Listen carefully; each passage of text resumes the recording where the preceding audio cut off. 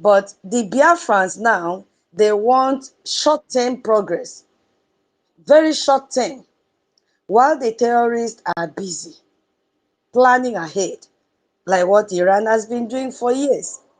So we have a question that will be in our mind as we progress with this space today.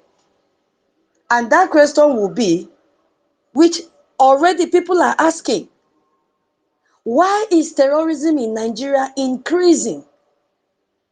Even when Nigeria has an agreement with the United States to fight terrorism, that is the Nigerian-US working group.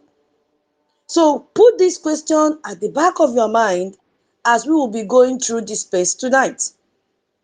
Because at the end of this space, we will have answers. There are so many answers. Why is terrorism in Nigeria increasing? This is the question that American lawmakers are asking. This is the same question Christians in the Middle Belt are asking. Those that are burying their family members or their community members, like 100 persons in a day, are buried or are killed. Nigeria is not losing because of lack of resources. No. Neither are they losing because they lack intelligence. No. They are not even losing because they don't want to. They are losing because the people at the very top of its security architecture, the people whose job is to fight the terrorists, believe the terrorists are their family members. So everything we'll cover today in this space will answer that question. Why is terrorism in Nigeria increasing? And now, I have another question before we start the space fully. Why is the US succeeding in Operation Epic Fury? Please, if you have an answer to this, kindly raise up your hand. Let me send the mic to you. It's a very short answer. It's an open-ended question answer anyway.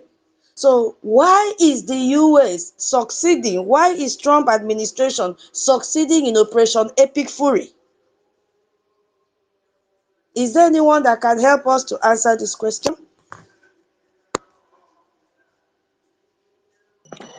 Can I put on something? Okay. To me, it's because of the unity that the American government have with the Israeli government, and they are working together. That is why they are successfully what they are doing in the Middle East. Thank you. Anointing is in your head, my brother. I am telling you, anointing is on your head. Because if you go back and listen to all the clips, all the interview in Fox News, even CNN now have joined to praise Donald Trump. Go and listen. They have short ones, very focused. Something is making them to succeed. Holland, do you want to answer?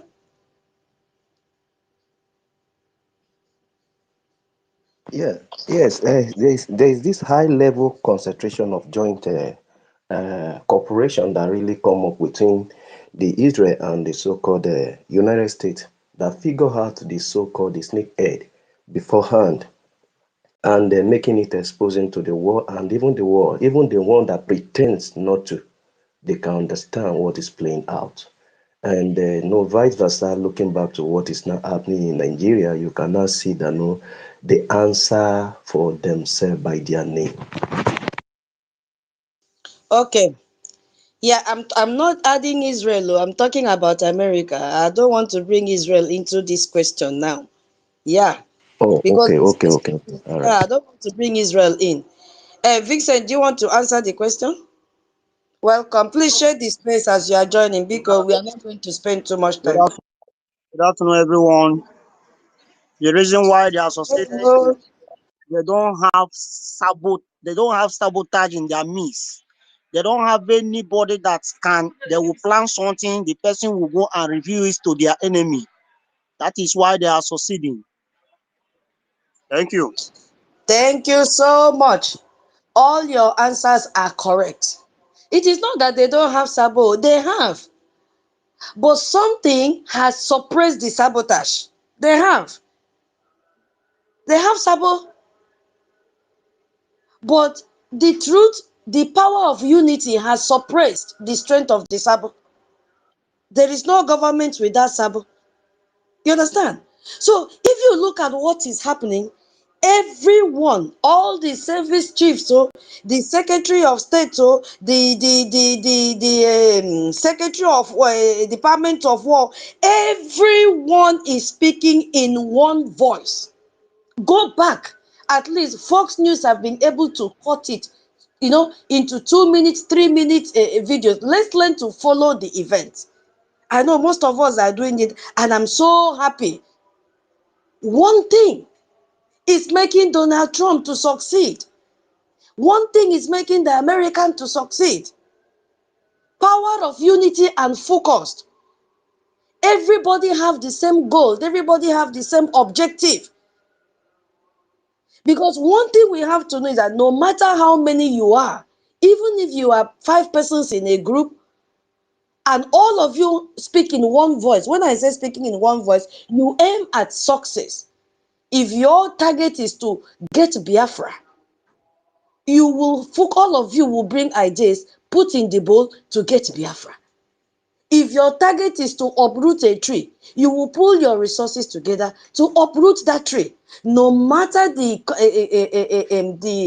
argument you have on the way, no matter the emotions attached to, you keep everything aside, because all of you are all targeting at one thing.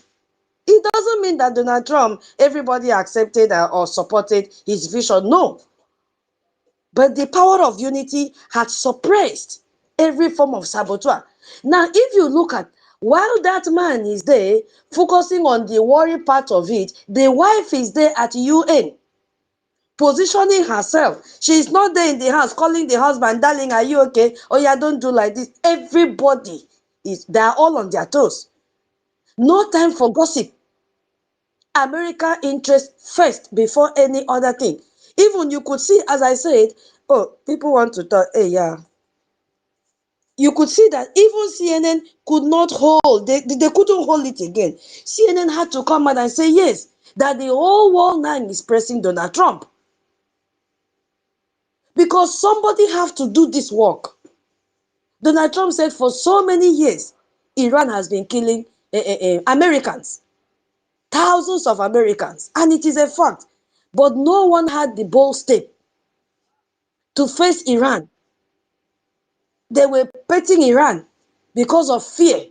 Oh, nuclear bomb, this, that, excuse me, drones here and there. Until Trump now came up and said no, because somebody must do it.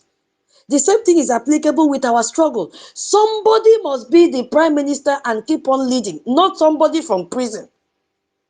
That position can never be vacant. No, it's not possible. Somebody must lead. There must be a leader. Why are you fighting the only man that said, okay, before he was voted into that position as a prime minister, the window was open for 48 hours for you to also declare your interest. But nobody, even when he was the APM, nobody volunteered. Even MID said he had to step down when he saw that he cannot even operate from Europe. What will he do? He cannot be going to Washington, D.C. He had to step down and gave his vote to our prime minister now, who was APM then. Because of what? Biafra first, not about position. So somebody must do it. And that is why you have to support our Prime Minister, Ogechukwu Nkere. What else do you want? So if we have not learned anything from what is happening in US today, let us at least take this one thing back home after today's space. If you are sitting on the fence, look at what UK did. Oh my God, I couldn't sleep even till now. I'm saying, so UK can set this kind of record. It was so phenomenal on Sunday. I can see our Minister Betty is here. Kudos to you and your team. I'm so proud of all of you. I'm so proud of all of you, what you did on Sunday. God bless each and every one of you, because somebody must do it. Somebody must do it. This is another thing we have to know, that somebody must do it. Let me yield the mic here for anybody that wants to. And the question was, why is US succeeding in Operation Epic Fury? Yeah, hold on. Let me, King David, after King David. Okay. Mama will go after King David and 1 million. Minister, welcome, welcome. Please share the space because, hey, King David, allow Mama to answer because, hold on, Mama Betty, you have the mic. Please, King David. Okay, thank you, my brother. Sorry, what was the question again?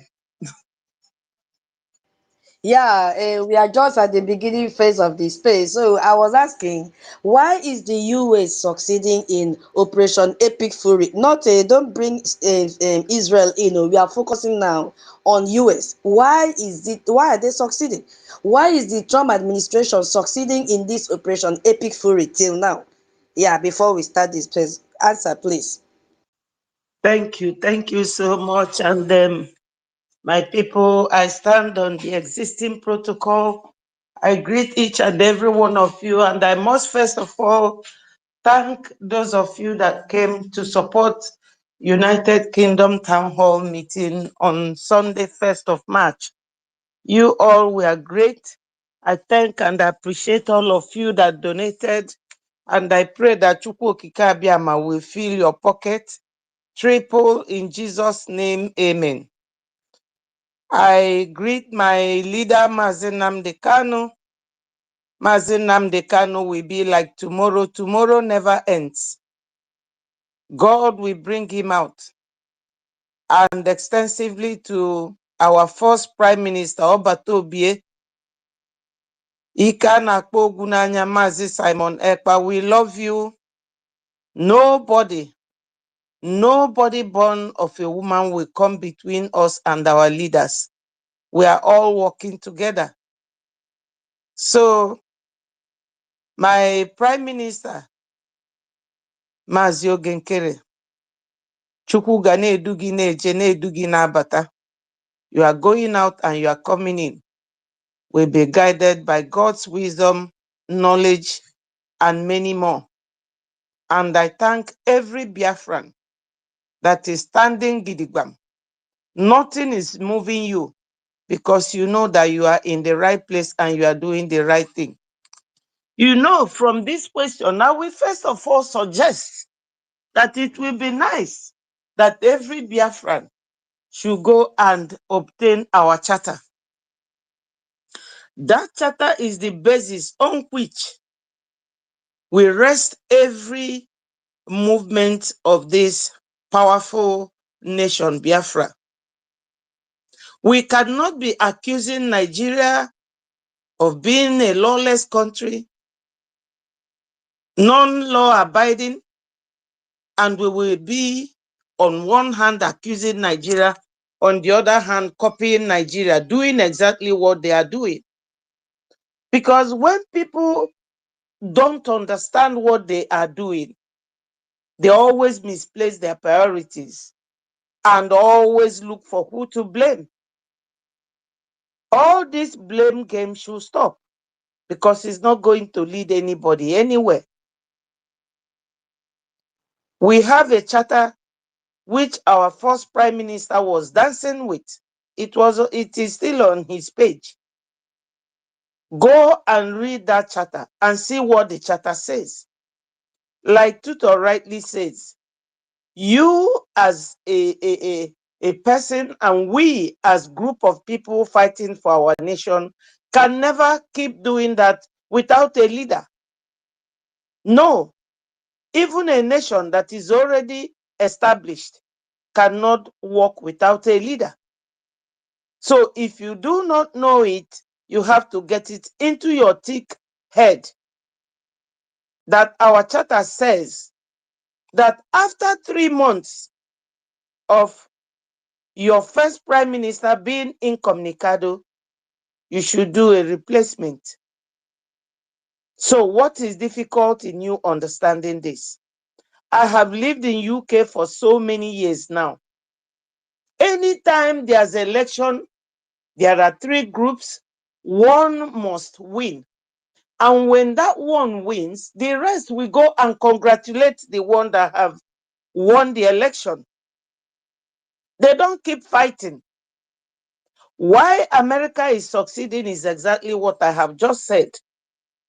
Because Donald Trump won the election, and because they love their nation, they will work with him, whether you are in the same party or not.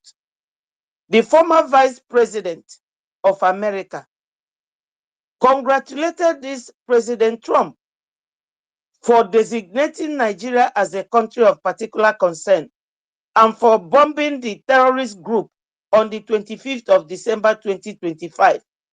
They work with one mind for the benefit and interest of their people. You cannot expect somebody who is in prison, incarcerated, detained, whose phone call is being monitored, and you expect him to be your leader or to tell you what you should be doing. Because if you hands down or you bring down your tools, they will say to him, oh, the people you said you are fighting for, where are they? They have abandoned you. That's why we imprison you, because you lied. So we have to have someone always that will be leading us, so they will know that that person in prison did not lie about fighting for his people. I don't understand why some of us will be claiming to be educated on one hand. On the other hand, even a villager that did not enter school like Adandi Ocho will be sharp in thinking better than them. This is not a confused.com group. This is serious group fighting for their freedom. So it is good riddance to bad rubbish. We don't want anybody standing in front of us. We are moving like a very fast train. We will crush you. You will be crushed. We don't care who you are. Whatever A can do, B can do even better if you are determined. America is succeeding because there are people, they pay tax. They don't evade payment of tax because every nation needs finance. And from the tax they pay, the government purse is replenished. And the president will have sufficient fund to run the government. Do you know what 1 ton of bomb, how much it costs? You don't know, because some of you have no knowledge of military and how military works. All these things, all these arrangements, is it what you are going to be discussing with your leader in the prison? So we don't want dollars in this movement. We want people who think fast. If you are in the war front, like Ojukwu, when he saw that things were getting too heated during the war, he went to war. He went to fight in the war front. Assuming Ojukwu is detained, how will he come out to fight? Your leader must be somebody who is free, who can even travel when a demand calls for him to travel. America is succeeding because they are a powerful nation. They don't want to go down below that level. If you say that you are a Biafran, you must pay your tax. You must support your team. You can't be one leg in, one leg out. Every time you are complaining, you will complain tire. We have a leader now, and that leader is Mazio Genkere. He must be supported because he is taking us to the very end of achieving Biafra. He's leaving no stone unturned. This man, anytime you see him, he's either writing or he's talking to someone else, and he will still be there. That is one man too many. Why is it that we blacks, we don't appreciate people? No matter what they do for you, you will be so unappreciative. Even when we come here, tutors will be working. She will be making program. Sonny will be working. My information minister, he will be talking to Biafrans. Myself, the same. David Nana, 30, 1 million man. Vincent, everybody has something to do. But they're always here talking to you people, veteran, all of them, Onyenyere, working on one hand, on the other hand, working for Biafra. This is the spirit. Even 1 million Biafra, they will be there. One Biafra media, everybody, Eunice, they will all be there working, and they are there talking about Biafra. So do you think that all these people, they are stupid, or that they don't know what they are doing? This is how Americans do it. And whatever they believe in, they don't look back. They succeed because they pay their tax, they know their priorities, and they go for it. They don't misplace it. They don't complain. Because all this, that's, I don't know. We are tired of hearing all these cock and bull stories. Biafra is a serious business, and we must focus on it. My people, I thank all of you that are always here, and I say may Chukwu Okike Abiyama continue to bless you. Even tutors, by this time, it is midnight in her place, but she's still here with us. So I thank all of you, and today I will just give my little token of 10,000 AJ, and I will send the receipt to tutors platform. Thank you, my people. Whenever it is getting too hot, it won't be long. Everything will calm down. All must continue to hail Biafra. Thank you, my people. Thank you so much, our Mama Betty, the only minister that we know, very consistent in all that she does. Thank you. God bless you, and God bless you for your donation. Hey, you. I just have 2 hours to spend here. Yeah. King David, welcome. Do you want to answer the question before we start the space? Thank you, Mama. We love you so much. And thank you for holding UK strong. Thank you so much. We love you. King David. Yes, can you hear me, Yes, please? yes, Thank you yes, so sir. much. Yeah, greetings from here.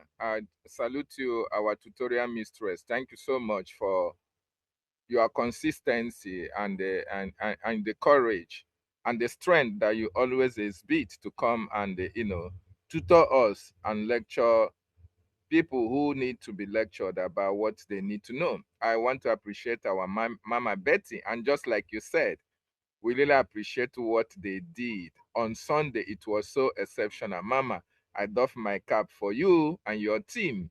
Biafrans on the space, good morning, good afternoon, good evening, and good night to some of you, depending on your time and location. Ndewo no mo Chineke, our listeners, you all are welcome. The international media that are here, you all are welcome. This is Biafra Community Space. Nigerians as well, you all are welcome. The enemies of Biafra, you are all welcome as well. Those listening anonymously, be bold enough to come with your account so that here you get educated and ask questions. We have men and women here who are going to give you the needed answer. Anything that is confusing, anything that you don't understand about the liberation of Biafra, about Biafran Republic government in exile, Biafrans are here to, to speak to you and to answer your questions. So without wasting time, like our sister said, she has 2 hours to be here. Yes, I just want to add my voice why America is succeeding. First of all, Americans elected the president of their choice. It doesn't matter whether you are a Republican or you are a Democrat, they elected the man that they want to continue the legacy, the policy, and to fight on the Constitution and respect the Constitution of the American people. So they elected a God-fearing man who understands the sanctity of life. America are succeeding because they are united in this very cause. In this very cause for over 47 years, every American president that came in the office have always cried, have always complained about Iran, about terrorism all over the world.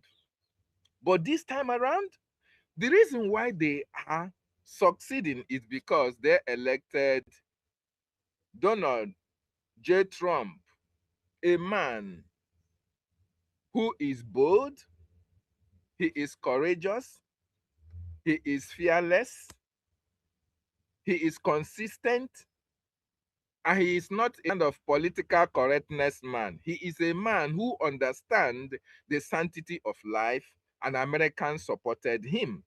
That is why they are succeeding.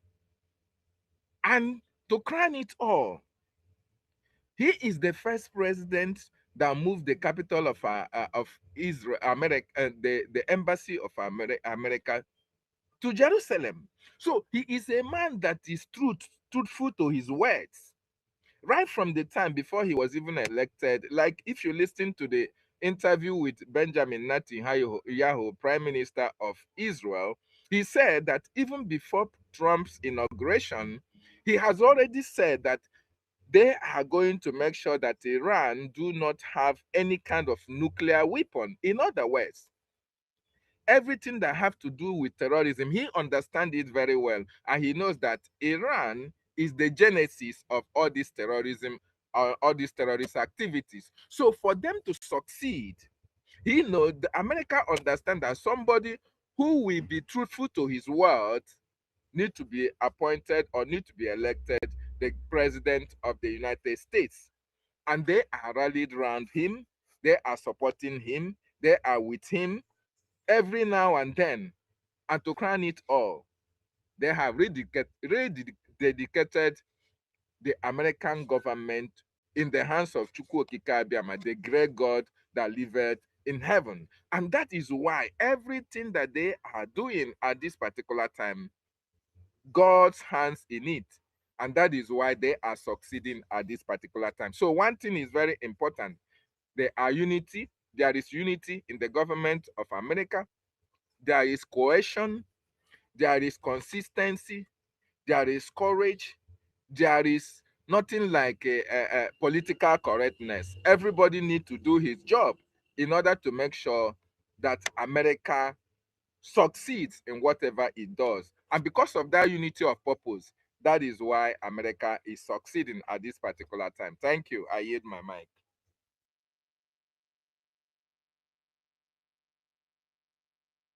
Thank you so much, my brother. Don't go anywhere, please. Hold on. We have a lot to talk about today. Yeah, my minister, 1 million. A condo. Give your own before I start the space. Are you still there? Oh, yeah. You have the mic before we start. Welcome. Yeah, thank you very much, my sister. Good afternoon. A condo. Let me, They will. they will. Let me quickly answer your question briefly. Yeah, I've been waiting for me to get out from this. As visitors, you called me at the right time. All right.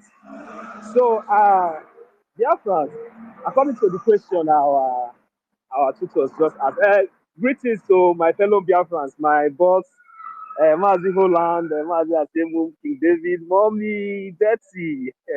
Congratulations. You see, the congratulations is everywhere. You know, we've long expected a day like this to come because, one thing in this life is that they said sometimes say patient dog eat the fattest bone, and in other way, they said that whatever that is yours will never pass you by. For a very long time, I've long expected, seeing you coordinating and doing things like this. But as it is today, the will of God has already been done. So with you in the UK, I can tell you that we are very, very, very rest assured, very, very happy. We believe that there will be a lot of achievements, a lot of progress, and God will continue to give you more wisdom and guide you in all and everybody you work with.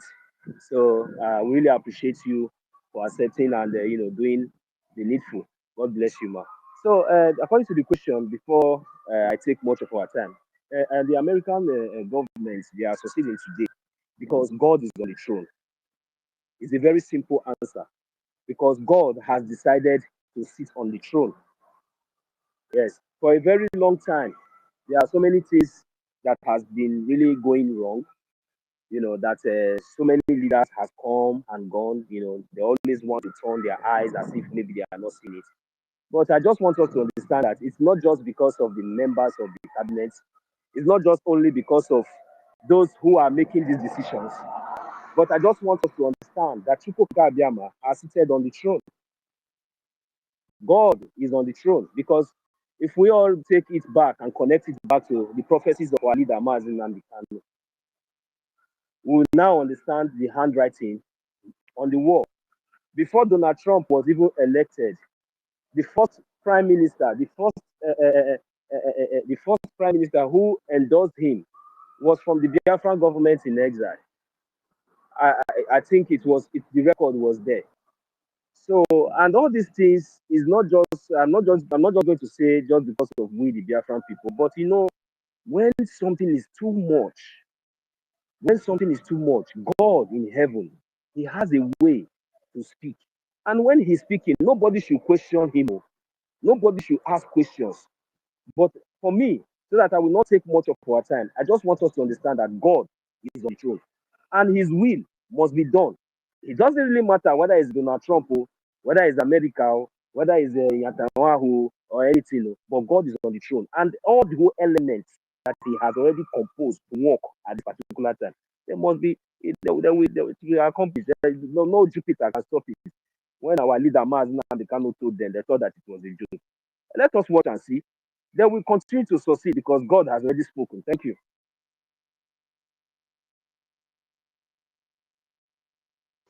Thank you, our minister, 1 million. Thank you. Stay put, don't go anywhere, because we need speakers today. A lot is happening. I believe that most of us, we've started researching so that when you pick up the mic, you will elaborate more because, me, I did not go to school. I don't know. I don't know anything. I just manage. Hey, I need support. So you could see that the space is already filled.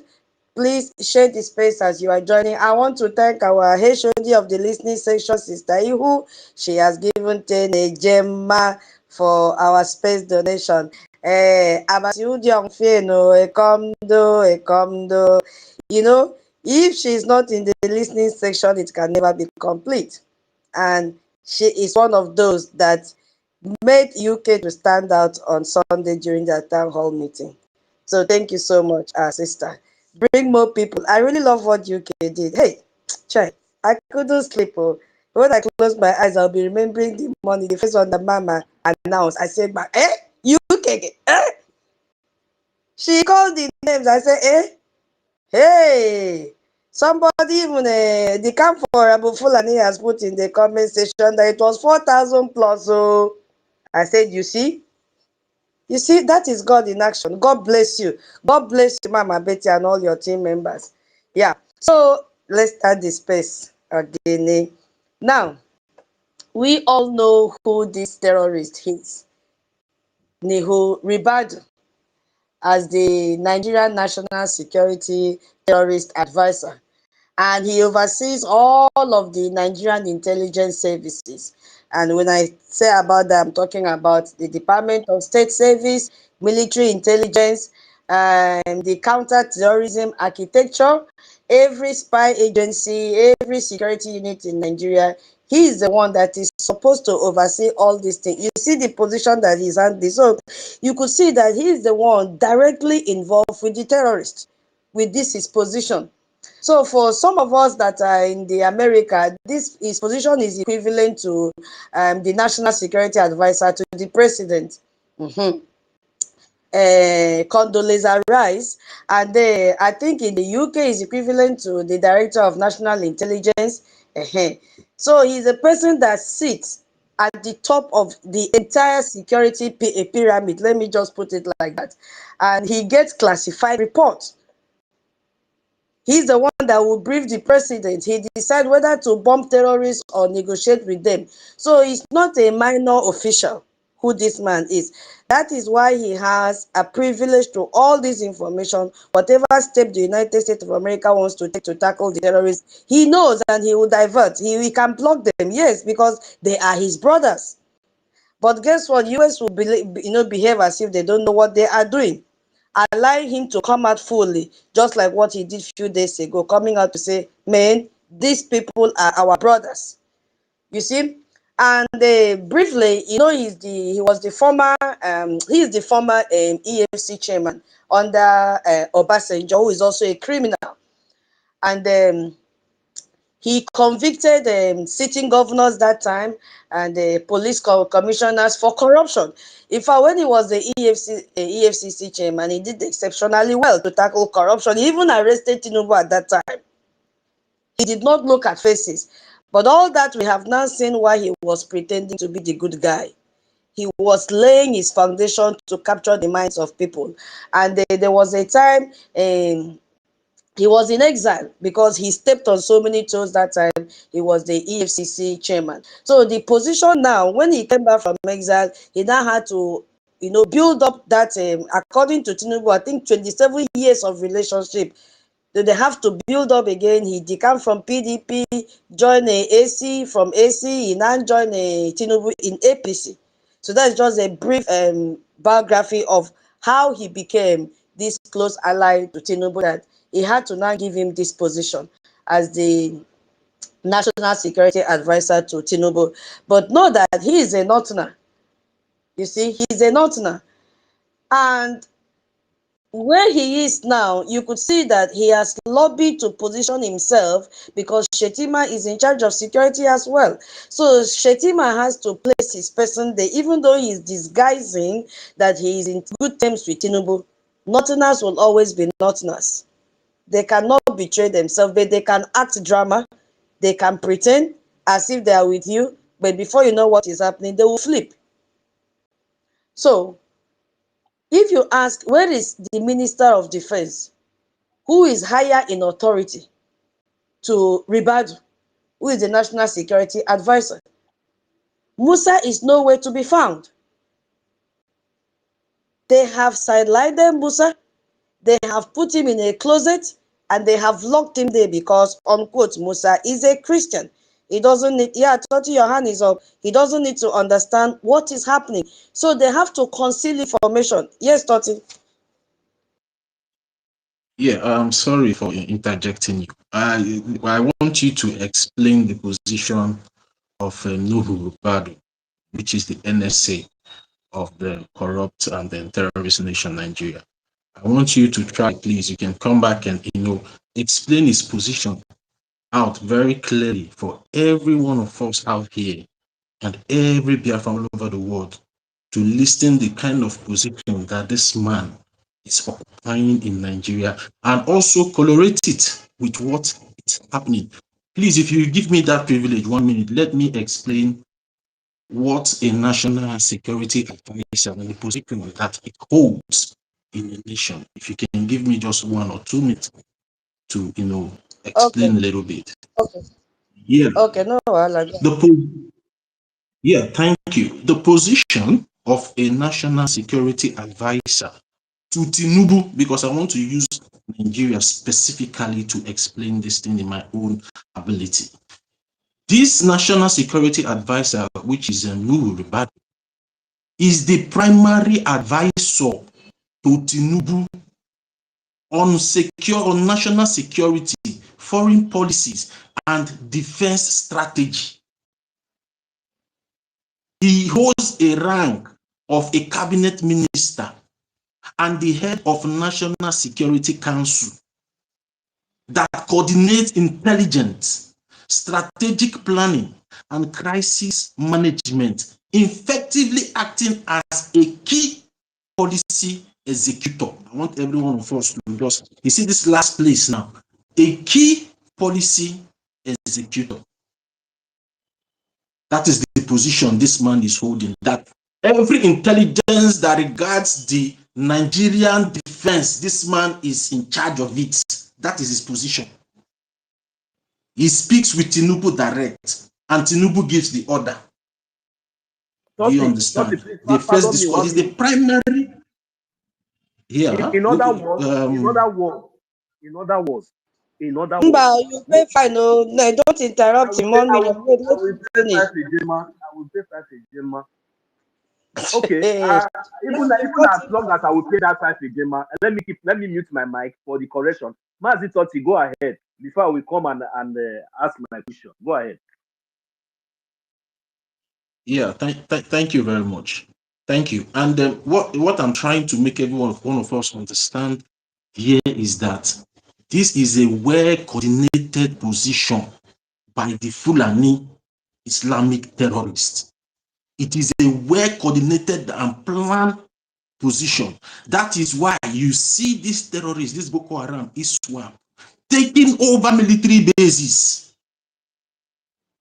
in Nigeria. They have more sophisticated weapons, more than the Nigerian military.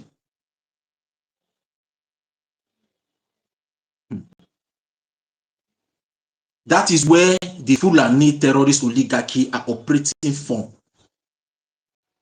That is where they are operating from. They influence Tinubu to do whatever they want. Because if they leave that position for another person, they will not be succeeding in anything they are doing in trying to, take over that country militarily through the terrorists and also the terrorists in uniform. They are strategic in their planning. And the reason why every one of you are now seeing him coming out now to declare that yes, he's a terrorist, because the brother of a terrorist that supports the brother that is a terrorist is also a terrorist, is because the $9 million he took to Washington, D.C.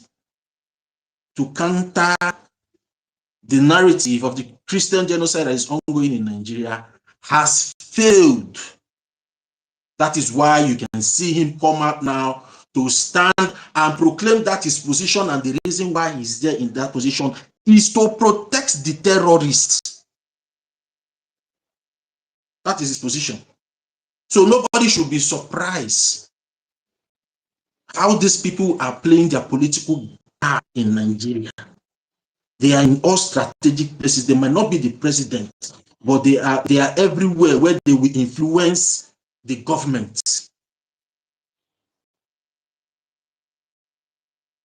So for a man in such capacity in Nigeria be coming out to say terrorists are his family members, we tell every one of you out there a lot of things. So it's not just an ordinary man. This person, I want you people to see that it's not just an ordinary man. It's not El-Rufai that is a governor. His position is more than El-Rufai as a governor. His position is more than governor in Nigeria. Is the one, they are the ones controlling the defense of Nigeria. They are the one controlling that terrorist military in Nigeria. And that is why I don't think my American government or the American military or defense or the Department of War can be able to work with them. And they know all these things. And that is why they are coming out to tell you, because they will never allow the American military to go and kill their brother that is terrorist. So it's like a warning. And if you watch when he said that in the day he said that, there was the day that the delegate that was put out for to go and investigate the Christian genocide. That was the day they published their report, and they now saw that that report did not favor them, because those $9 million was supposed to influence that report to portray them in a very good light, and portray we, the Biafran people, in a very bad light as the troublemakers. Just the way they spelled it out when, they told the whole world that they have contacted lobbyists in Washington, D.C. I hope every one of us are following. It is a game. They are playing it. But if you don't open your eyes to see what they are doing, they will run over you. They are not much, but they are strategic. And that is why we need to be strategic in everything that we are doing. Wherever you are, in any capacity that you are serving the Biafran people through the Biafran Republic government in exile, is for you to sit up right and know what you are doing in every position or capacity that you find yourself. We are not playing these games with Umunna. We are not, Briggy is not playing games with Umunna. No, no, no, no. They have the best advisors in the world. They can pay with billions of dollars that will advise them more than what any of us here can even advise ourselves. But the only thing that will make us defeat them is our unity. Just how America is making progress today in this war against terrorism. That is the only thing that will move us forward. And that our unity of purpose is what will motivate the international community, because help is coming. I'm telling every one of you, go and mark today's date. Help is coming. Help is coming. What is happening today now in the world, we finally fall into our own favor as a people. Help is coming, but we need to come together and advise ourselves properly and, you know, the way we want the world to address us when the time comes. So sorry to us for taking more than 2 minutes, you know, sometimes. And please, I want to apologize. You know, when I came up here to speak, I did not, you know, greet my people, make on an obvious, you understand. It escaped my mind because I'm somehow engaged in other things. But please, I want to recognize our acting prime minister, Mazi Ogechikunkere, and also our first prime minister, as I wanted to say before, and also Supreme Leader, and everyone of us out there.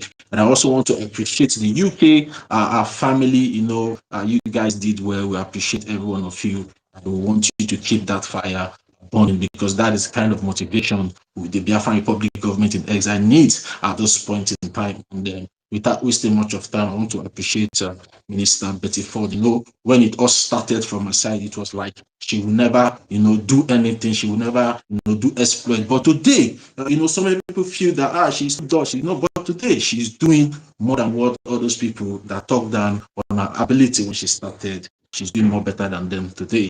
And I can see the spirit in him, that the fire and the power, the spirit of Biafra has also, you know, encapsulate her, and then she speaks authority these days. And I want her to continue to use that authority that God has given her in a positive way, that, you know, we benefit the Biafra people. Because whatever we are doing today, we are not doing anything to benefit Briggy. Briggy is just a government that is there to fight for what will benefit us. So that is why I always use it. Whatever we are doing as a people is for our own benefit, not the benefit of our Prime Minister, Mazi Ogechikunkere, or maybe our Supreme Leader, or Kiklos, or me here. No, it's for the benefit of every one of us, because, you know, when we get this freedom, every one of us, we understand, and most especially those of you back home, we really, really understand the reason why people like us, people like our Prime Minister, Mazi Ogechikunkere, fought for you. The reason why our first Prime Minister, Mazi fought for you, and also the reason why our Supreme Leader stood for you in a time where your head was about, you know, to be chopped up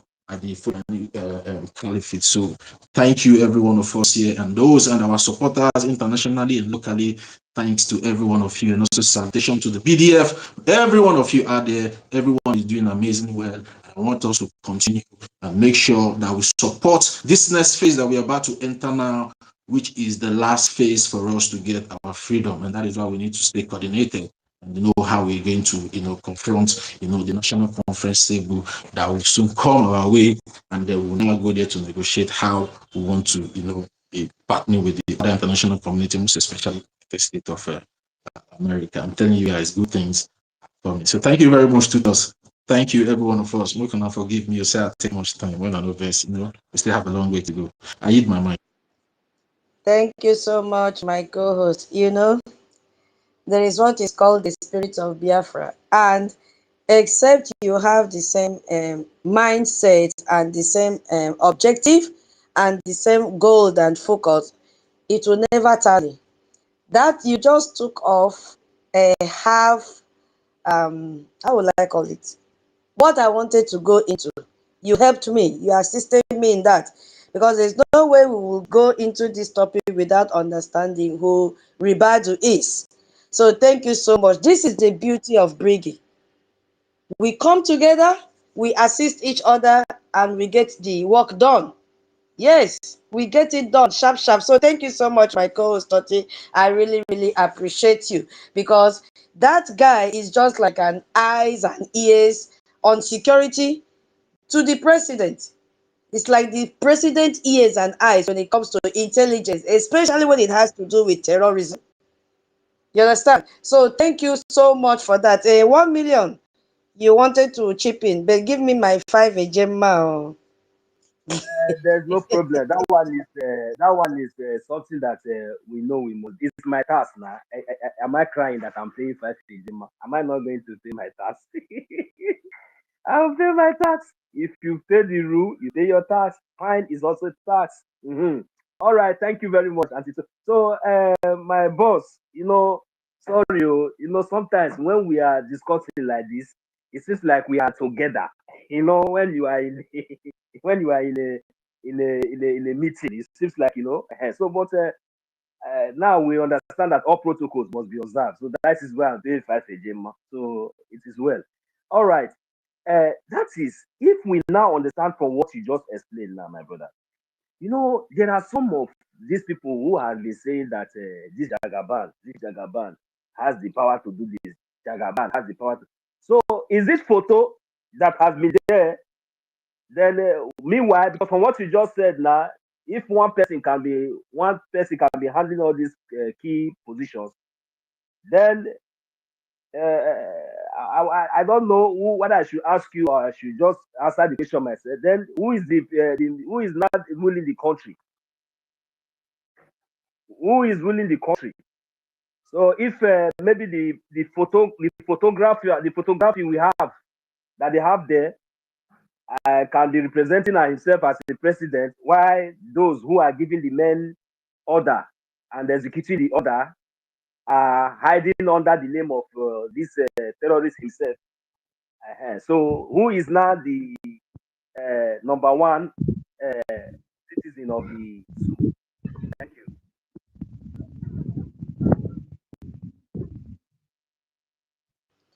Yeah, it's a very straightforward question, and it's also a very straightforward answer. I don't know if my co-host want me to answer or Madam Betty wants to answer. Her hand is up, because the person ruling the country is just a figurehead. Ribadu and Tinubu had 27 years of relationship. So Tinubu does not trust anyone when it comes to intelligence sharing and in fighting terrorism, except Ribadu, because he has worked with Ribadu and he has built that trust. I told you, Ribadu first of all attacked Tinubu when he was the governor of Lagos State. And because of that, he had to leave the country, stayed outside, even though they put on quote that he went for a course and all that. Immediately he came back. Tinubu looked around. There was no other person for him to trust. And coupled with the pressure from the Northern Elites, Northern Elites knew that it is only Ribadu that Tinubu will trust. So that why? Whatever is going to happen to Onyendu, whatever advice Ribadu is going to give Tinubu concerning Simon Ekpa as first prime minister, Tinubu will believe, because Ribadu, when he was the EFC chairman, has proven himself to be up and doing. But little did he know that this is just a trap to make sure that the Fulani step into the shoe of security in Nigeria. Because Shetima laid out the terms and said, I will be in charge of security, while Tinubu will be in charge of oil and gas. So this man now is a gatekeeper of security intelligence. So every security report, from Boko Haram movement to bandit negotiation to payment. Did you now see the reason why Musa couldn't say a word? Musa came out and said, no more ransom payment. What did Ribadu do? Ribadu pushed it aside and paid 20 billion. So Musa now is just like a figurehead when it comes to security. Even though Ribadu is not supposed to command soldiers on ground, that is the work of Musa, but he has stepped. He has, stepped into that shoes now. He's even commanding the soldiers on ground.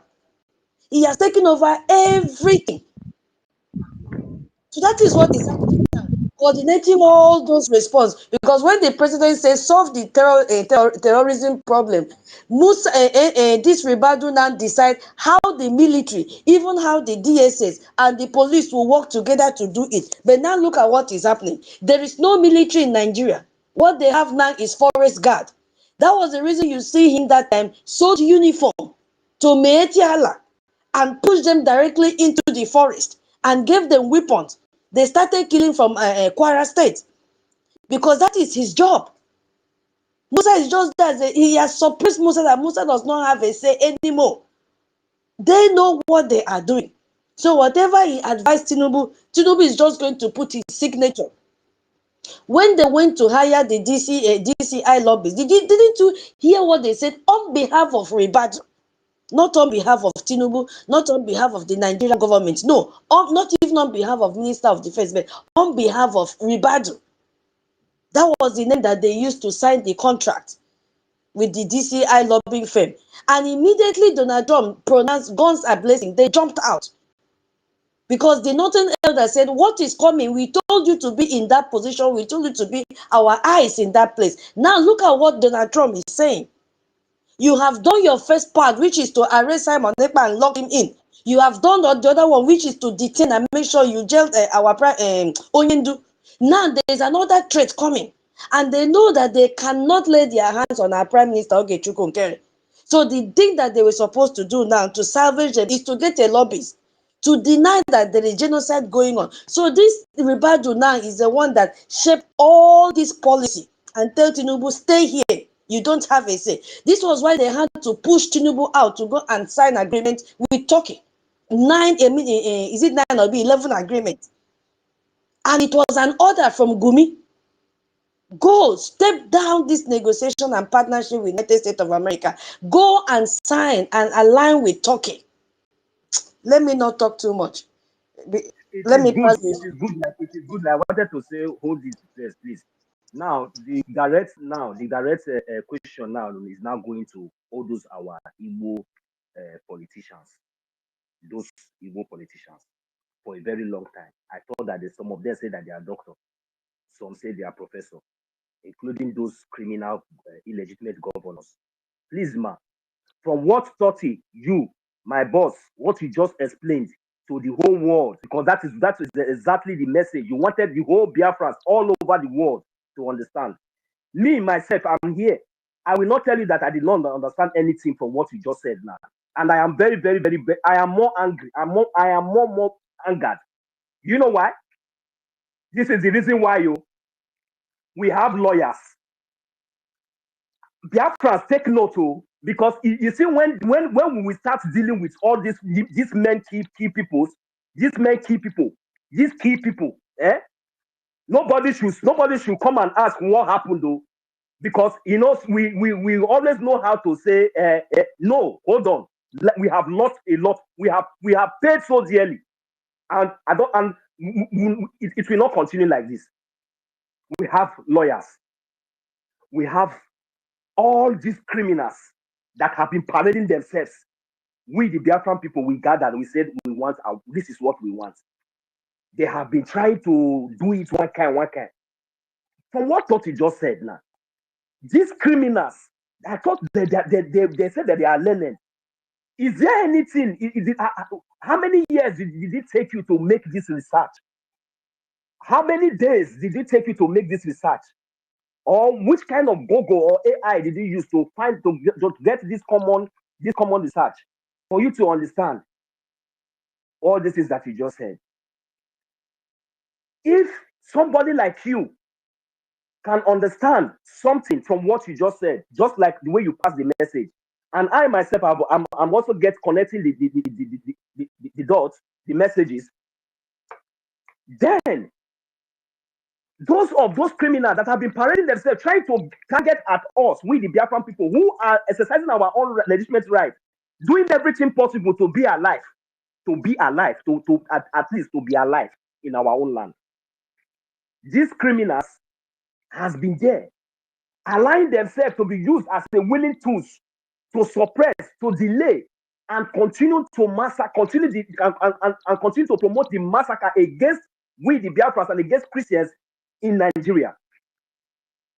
Now, what I'm trying to say here is that if all these people understand in a situation like this, and yet you will hear them, they will go and they will hold meeting, they will say, Jagaban, do this, Jagaban, do this. We know Jagaban have the power. Even the lawyer will come out to say Jagaban have the power. So who is not this? Who is really not deceiving who?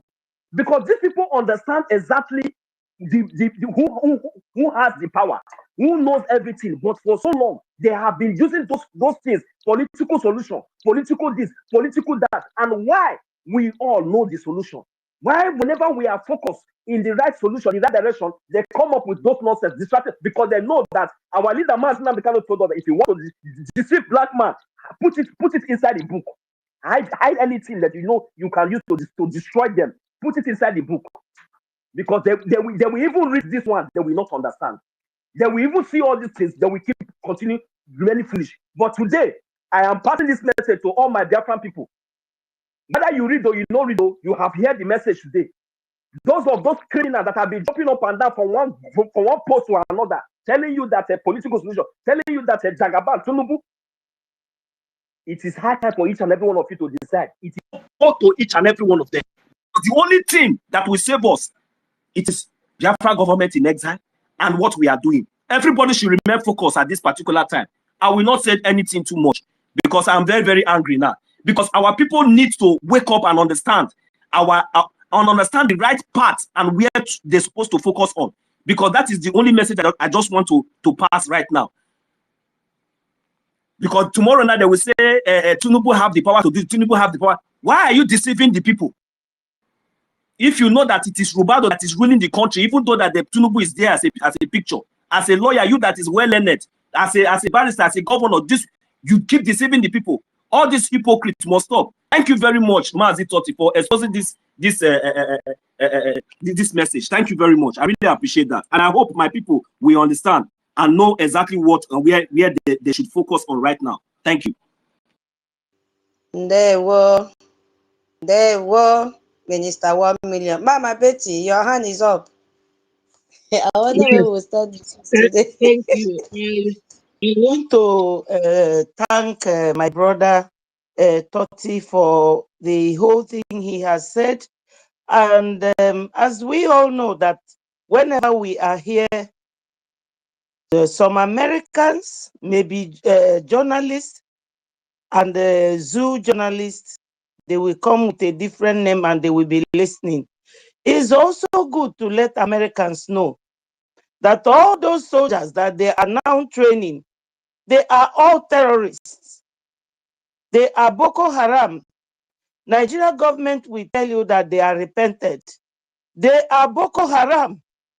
And now Americans are complaining they cannot trace where the terrorists are.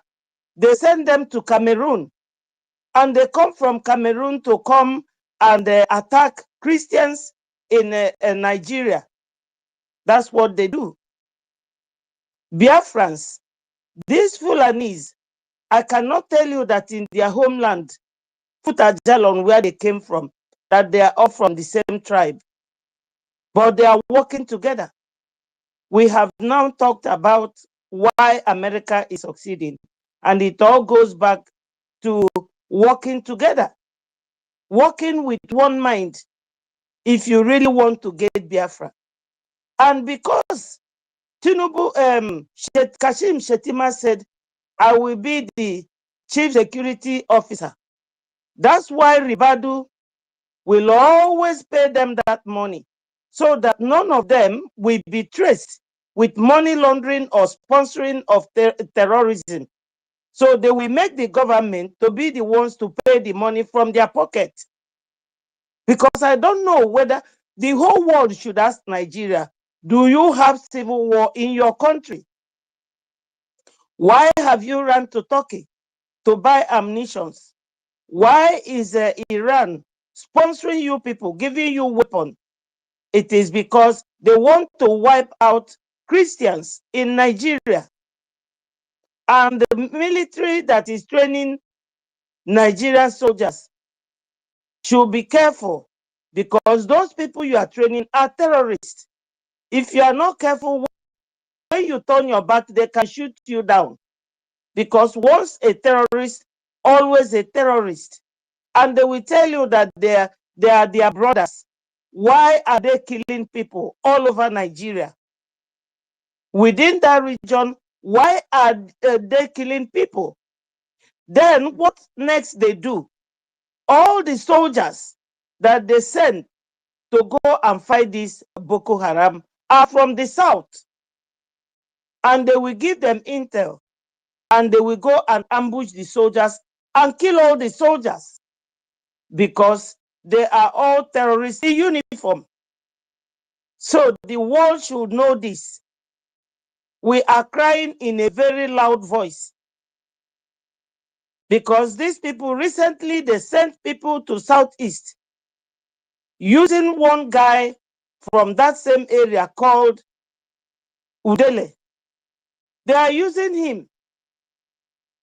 I don't know whether American government knows this. They send people to our people to go and kill the security men and our civilians in the southeast part of Nigeria, according to them, which is precisely Biafra land.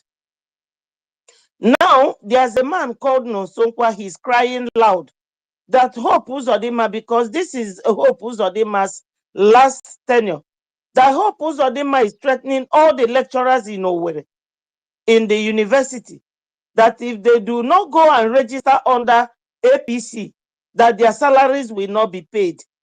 This is so inhuman and very illegal. This is what our people go through. So if you are here, that you are listening to go to your platform and be talking rubbish about Breji and the Breji Prime Minister, you are a time waster. We will pray for you and you will follow those who have gone for judgment. We don't want anybody coming here to derail us from this track of success. Nobody. We will be naked and we will pray for you as mothers. And before you know it, the wind will carry you. I'm telling you, the world should know what Biafrans are going through, what Christians are suffering. They are succeeding in killing people because Shetima, Ribadu, they are all working together to Islamize the whole country.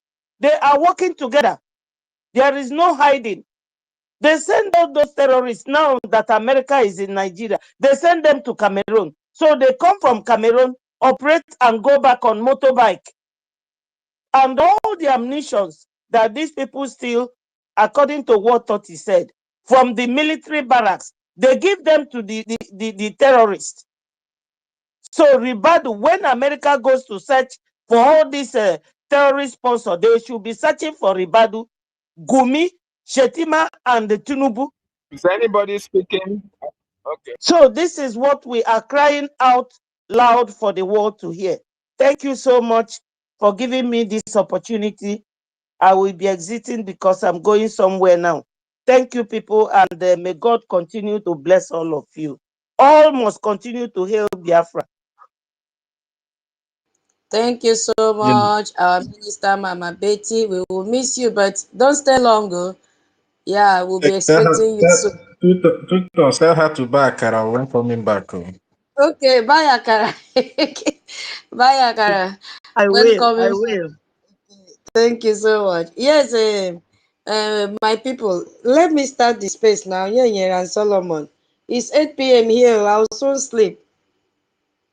Oh, yeah. Kisipe, why are you laughing?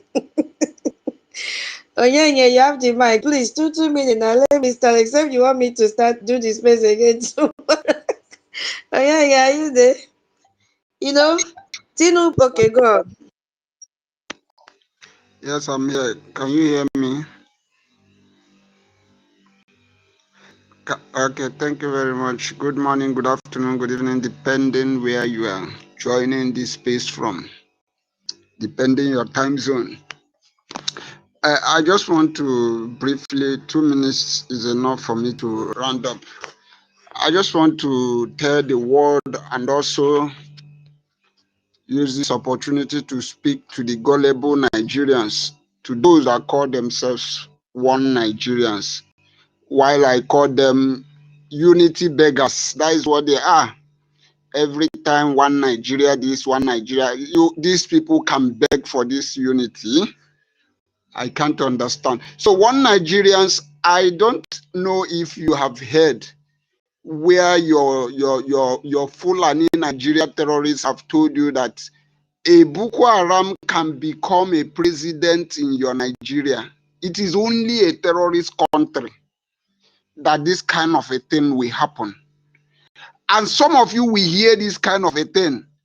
Some of you will still come out and proudly say that you are one Nigeria. Proudly. No wonder your passport is worthless. No wonder you are as worthless as anything. If you are identifying yourself as a Nigeria, you are a curse, and your brain, there is a sawdust on your brain. You don't know what you are doing.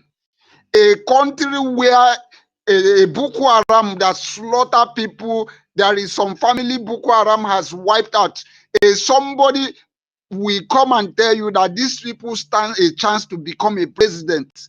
And some of you gullible, useless Nigeria are hearing this and still believe in. I don't know who make you. I don't know the planet you people come from. Thank you. I just see it here for sake of time. Thank you.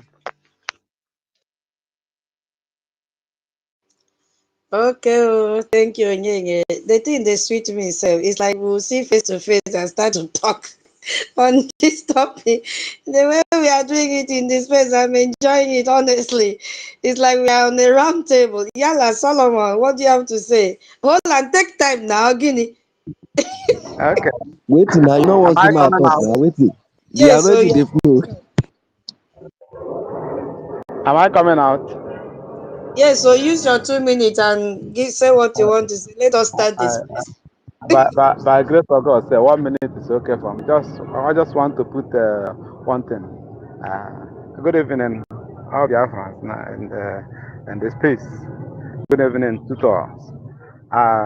In short, to mention but few, I will not begin to talk on everything. What I have to go to is that study matters. When you want to, you know, why Donald Trump is succeeding in all his mission is because he studied well. It was, yeah, it was. I think he was not a politician then. So he was a successful businessman, but he studied what is going on in the politics and found out that he found them wanting. So and study to come with the truth. That's why he's not using political correctness. I will tell you who you are, how you look like. I will tell you to your face. And likewise, Mazen Nandekam, he studied Nigeria for 15 good years. As a historian, he studied and found out that they are zoo. And he said, I will destroy this nation with truth. So Trump is succeeding because of truth he's using, not the political correctness. And we have seen it.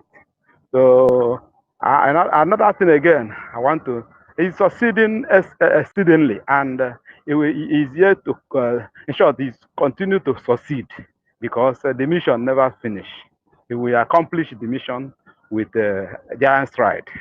So that's what I know. Then another one is that this man they call Ijelo or Udene. Mm. He was deported from Dubai or from somewhere else. So he was frustrated. And in Nigeria, if ever you tell the nation the zoo government or the terrorist government that the secret, how uh, you will catch up with all the people that want Nigeria to scatter. If you come there, they will give you money, and if you become the agent. That's how this boy become the agent of the nation, a terrorist, because he was a child trafficker. In short, he's indulged in every crime before he was deported. He was frustrated because of hunger, and then he joined Nigeria. They give him money to be doing all sorts of evil for them. So they go to Biafra land with with hope to fight us on uh, conventional war. But you find out that they are going all the bush, carry caterpillar, carry more cars, more vehicles, planes throwing bomb everywhere. And thank God that our army, our defense is is well trained. So they do all sorts of things and kill normal civilians. Our army is intact. None of them, we did not lose any of them. But America have to know about this. That's why I'm saying this is a space. It's like talking to the world. Biafra, the whole world, and America that is in our midst. We know, or that is hearing us. We know what we are passing through. When the enemy, the terrorists are killing everywhere in Nigeria, even mostly in northern and in west, they pack the equipment, go to our place for conventional war. If they use that might to against the terrorists, they could have win the terrorists, but they are pampering them because it's their brothers, as the case may be, as they said. So that is where I will stop because I know we have many long way to go. Thank Thank you you. so much. Thank you, King Solomon. Your submission was great. Thank you. God bless you. I want to appreciate our brother Freedom is My Right for his space donation of 2,000 AJ. So please, I'll be expecting your receipt in my back channel. Thank you so much. God bless you. Yeah, please, we have space donation. Whatever you can support the space so that we can announce our donation on Saturday. Kindly do so. Now, let's now start the space. 2 hours has gone already. But the thing they sweet me over this time of a thing. Okay, we have a lot to talk about. I pray that we have time. Let's go to hold on, please give me some time, okay? I'll get back to you. So, we have known who Ribadu is, and I really appreciate our brother Tottiville for taking up that part from me. Thank you so much, because Biafrans need to know that President just sits at the top, but that criminal called a Ribadu controls the information that Tinubu receives, and then he will now coordinate the action and the security agencies will take. All of them inclusive, the DSS and all of them. In fact, it's supposed to be like the national intelligence, whatever the US has, that is comprising of 18 different units. That is the work Ribadu should be doing. And if you look at it, because he's a criminal, Ribadu is a very smart person. You know, he has proven to his nothingness that he is there to protect them.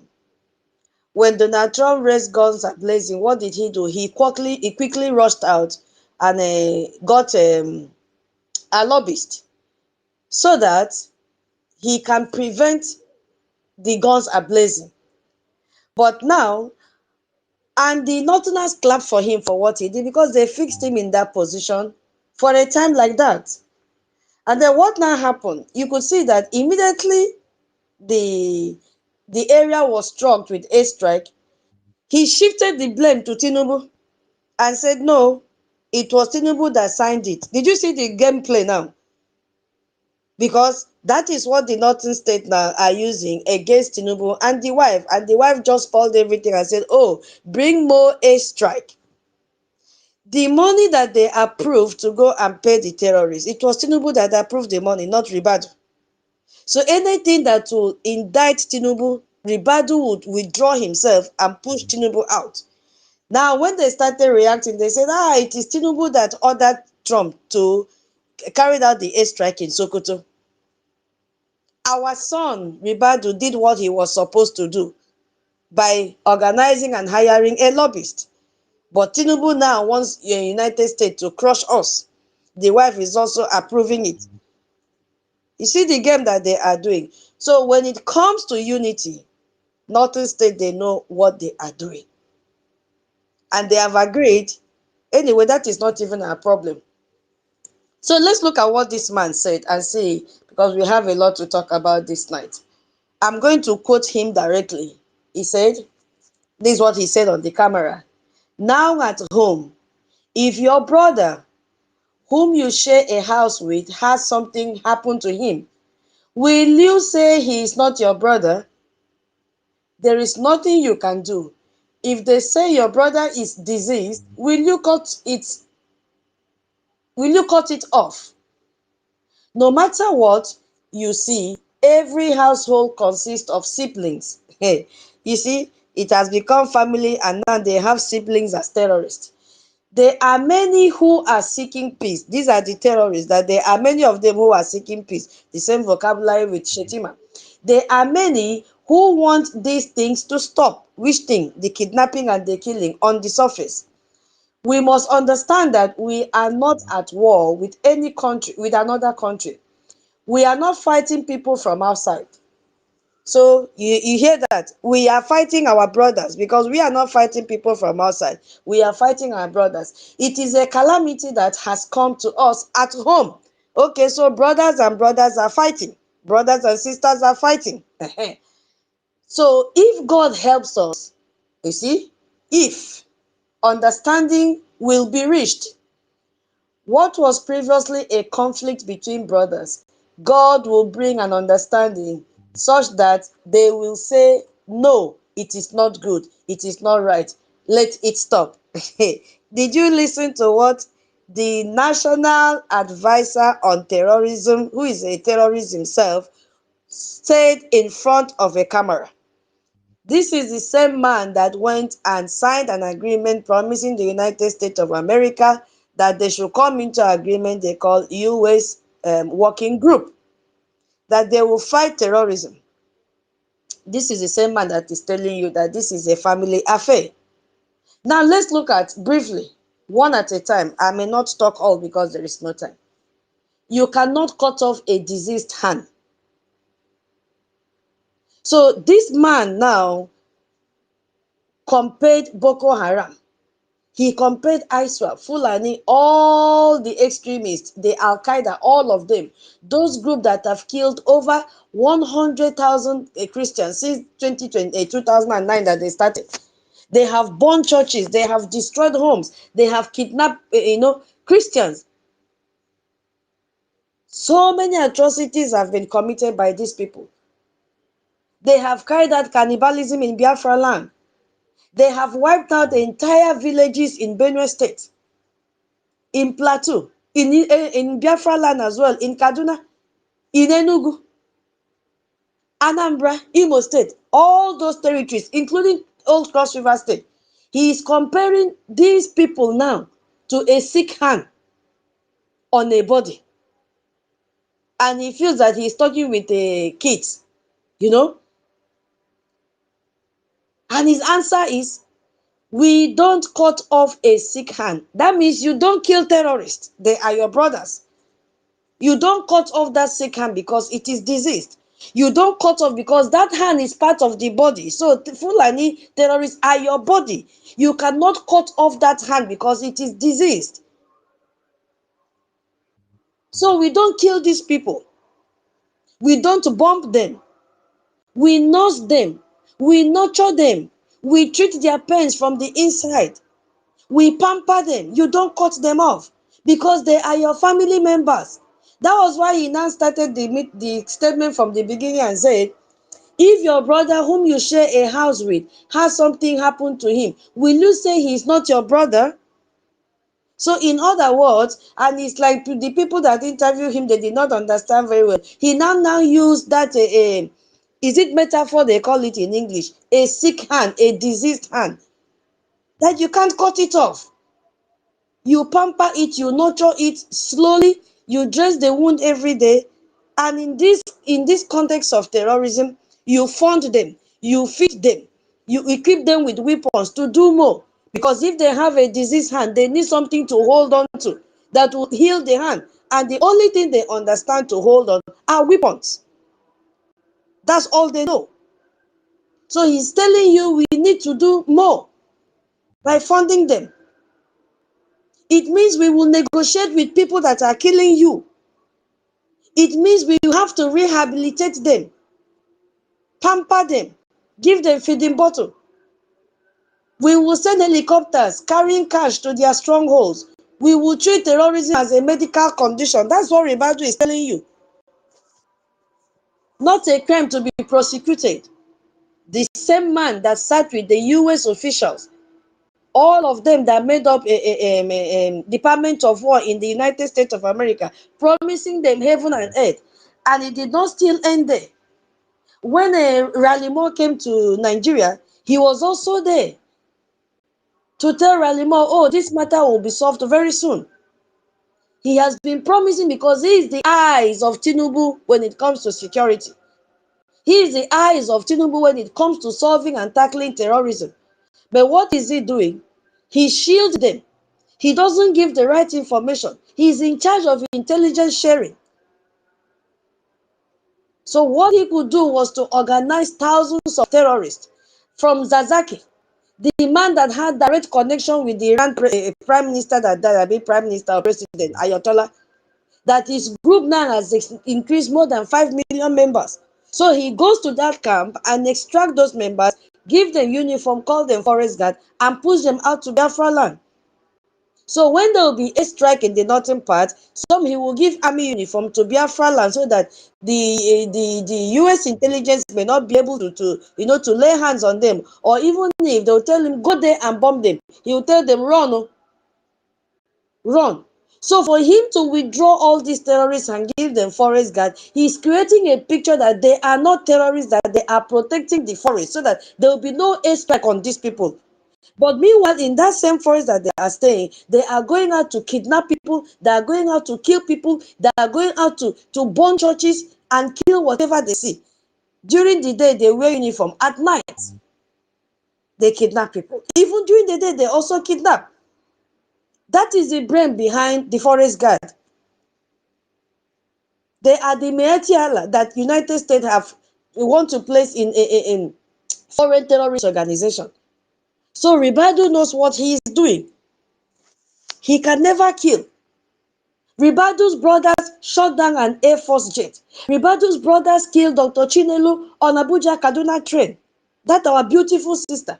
Ribadu brothers kidnapped and killed Brigadier General. Ribadu's brother killed over 50 soldiers day before yesterday, including a major. Ribadu brothers have killed thousands of Christians across Nigeria. Ribadu's brothers have received billions in ransom.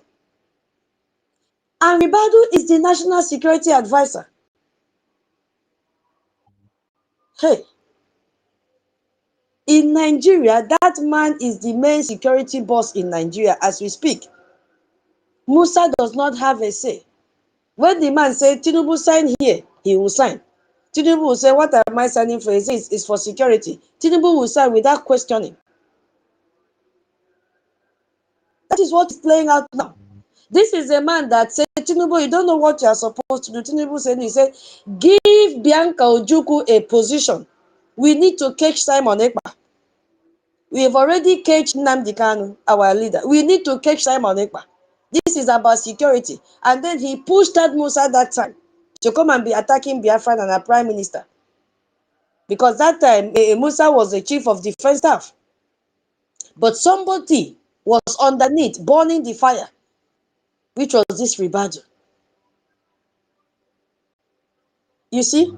And he made another statement. You know, he made a lot of statements. You can also pick some of the statements and then deliberate on it. Because of time, I cannot go into all. He said, we are not at war with another country. It is a family affair.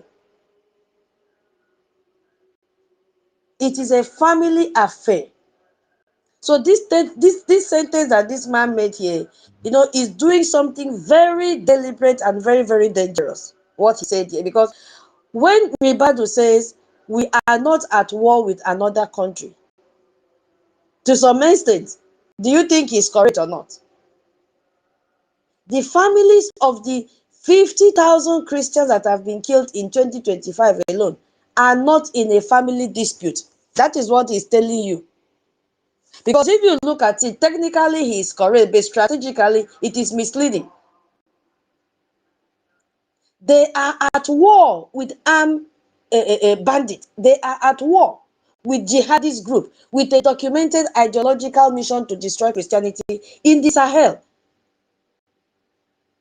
ISWAP own doctrine calls for the extermination of unbelievers. Boko Haram literally means, we know what it means. So they don't even want Western education. So when he calls this a family faith, he is doing something that is very, very specific. He is now reframing an extremist religious war as a domestic one. That is what Ribado is doing. He is denying the faith-based targeting of Christians. And this is the same language Nigerian government have used for 15 years to tell international bodies until Biafra Republic government in exile said, no, these are all lies. And they've been telling them that this is not religious persecution. It is a resource conflict. So that is why he is telling you that we are not at war with another country. No.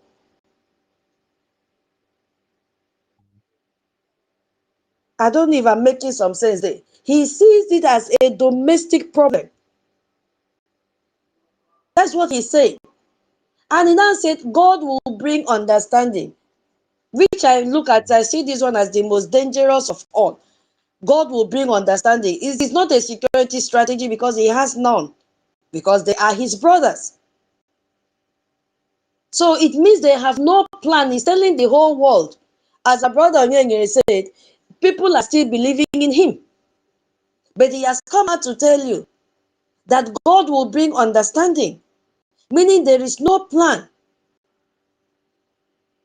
to deal with the terrorists. There is no plan to prosecute them. Have you not seen why not even a single soul have been prosecuted since this terrorist impunity started? No one has been prosecuted. Now you understand who has been preventing that. You understand why Matawela put a phone call across and say, release that boy, even when they found the boy with 500 weapons. He said, release him, he is my boy. They are all working together. So he said, we are waiting for divine intervention. So no plan. While God is being waited upon, Christians are being killed every day. Christians are killed every day. Just one day before this man made this statement, Major General Michael Onoga, who is the director of Defense Media Corporation, said the same thing, that Boko Haram fighters are still Nigerians. Have you people not seen the video? He said they are still Nigerians in the eyes of the law. Exactly the same thing Ribadu is saying. Identical argument. Two senior officials, same language. So you can see that this is a coordinated message that they have passed across to everyone in the world, even to the United States, that this is who we are. They couldn't hide it again. And this man is saying the same word he inherited from Gumi. They are our brothers. So you don't need to cut off their hand. Exact word. Gumi said that same thing in 2021. That was when he traveled to the forest where these armed bandits were hiding there, waiting for food. When Nigerian terrorist government should have been hunting them. And he negotiated with them face to face. And when Nigerians called for the military to bomb this camp, what did Gumi say? He said, no, those are our brothers. They cannot be bombed. They should be given amnesty. That was what he said. And the same thing he's repeating this early this January. He made another headline again, advising the government to go to reduce military cooperation with the United States and seek alliance partners with Turkey. Didn't we see it? This is the plan, the inner caucus meeting that they've been having. That's why they are speaking in one voice. And they are succeeding. While we are busy castigating ourselves, fighting who should be the leader, fighting who says I'm a central bank, if I'm not there, it will not happen, fighting who has PhD, fighting who has this, who has that, who doesn't. Why are we wasting time? Why? Why are we not united and focused? Buhari told us last time that if we organize ourselves, we will succeed. Now we've organized ourselves. We have a government in exile. We have everything that we need. What is lacking now is unity. But I thank UK that showed us that they can be united to make things work. I will not stop thanking the UK people. I will not. So if you look at what Gumi did, why would a cleric want Nigeria to distance itself from the only external power that has actually bombed ISIS on Nigerian soil? Why would they do that? The answer to that question is the answer to everything. They are brothers. You could also see in a late 2025 what the northern political leaders started saying, challenging the United States of America. Even now, they are still challenging, saying that America cannot stop Sharia law from expanding in Nigeria. They are not afraid of American pressure. They are not afraid of sanctions. So now you understand why. But the time is coming, and it's coming very fast, that they'll say, take your Biafra and go. Because we will never share a country with these monsters. They will be the one to tell us, take it and go. Because why they are saying all this is because they control the NSA. They control everything. So when you control the man whose job is to fight the terrorists, and that man calls the terrorists brothers, then the terrorists are untouchable. It's a system that they have designed, and they are working on it. And we Christians, we are saying no, absolute capital no, to the statement of Ribadu. Capital no. Because we've seen that NSA is gaslighting every grieving family. We said no. When Ribadu calls terrorist brothers, he's gaslighting every Christian who has lost a loved one. So imagine you as a farmer in Benue State or a farmer in Enugu, and Fulani attacked your village at night. They killed your wife, or they killed your husband, or they killed your children, or they burned your church, or they took your children. You go to the government for protection. And the top security officials say, oh, they are just our brothers who lost their way. God will bring understanding. Because understanding is part of what he said. God will bring understanding. There will be reconciliation. This is a denial of documented evidence. Why are you bringing God into it? Because open doors and so many watchdogs have documented the killings that is going on. A lot of people have been killed. So this is not a family dispute. By calling terrorist brothers, NSA is telling every Christian victim, your murderer deserves empathy and you deserve nothing. So we say capital no to this. Terrorists are never our brothers, and they'll never be. They are not even our sisters. They will never be. They are not in our lineage. They are not even in our DNA. We don't share the same DNA with them. No, we don't. We said no because Ribadu has told us that they are playing double standard in justice. And, we don't buy into that. Our Onyendu, who is a peaceful Biafran advocate and a leader with a vision, who only used radio to broadcast, to call for self-determination and freedom of the Biafran people. A man who told the whole world, including those in Nigeria, that Fulanis are coming. They will rape your wife, they will rape your sisters, they will rape your goat, they will rape your husband, they will rape everything rapeable, and that when it happens, he will not be there. Has his words not come to pass? Where is he today? He has been sentenced to life imprisonment. And Boko Haram terrorists who have burned schools, who have kidnapped a lot of thousands of Christians, who have received a lot of ransom from them, are called brothers by NSA. This is terrible. With a credible AFP report that alleged the government paid them 20 billion naira by helicopter and released a train bomber to free their hostages. Because when they gave that money, there was an exchange. They got back their hostages, so it was not just ordinary money. So do you see the difference? One group uses this word now and is in prison for life, which is our Onyendu, and the other one use machete and bombs and it's called family. How do we correlate with this? So Christians sees this and then we fully understand. In this Nigeria, if you are a non-Muslim peacefully advocating for your rights, you are a terrorist. That is why I said when we found the Turkey debris weapon in the land of Biafra, terrorists, if Turkey sees us as terrorists, because that is what Nigeria has designated us to Turkey, that Biafrans are the terrorists. Because the whole world knows that after Iran, it is Turkey. So they will call you a terrorist. But if you are a jihadist killing Christians, you are a brother who needs rehabilitation. So we have seen that double standard. We say, no, we can never share a country with these people. You see what is happening? And another reason why we will not share a country with them and accept them as our brothers is because of the rehabilitation revolving door that has been happening every time. Because the government loves to talk about de-radicalization program and they spend billions of naira rehabilitating Boko Haram members. Do you now understand why they integrate Boko Haram members is at the order of Ribadu? Don't kill them. Let them go through this what is it called?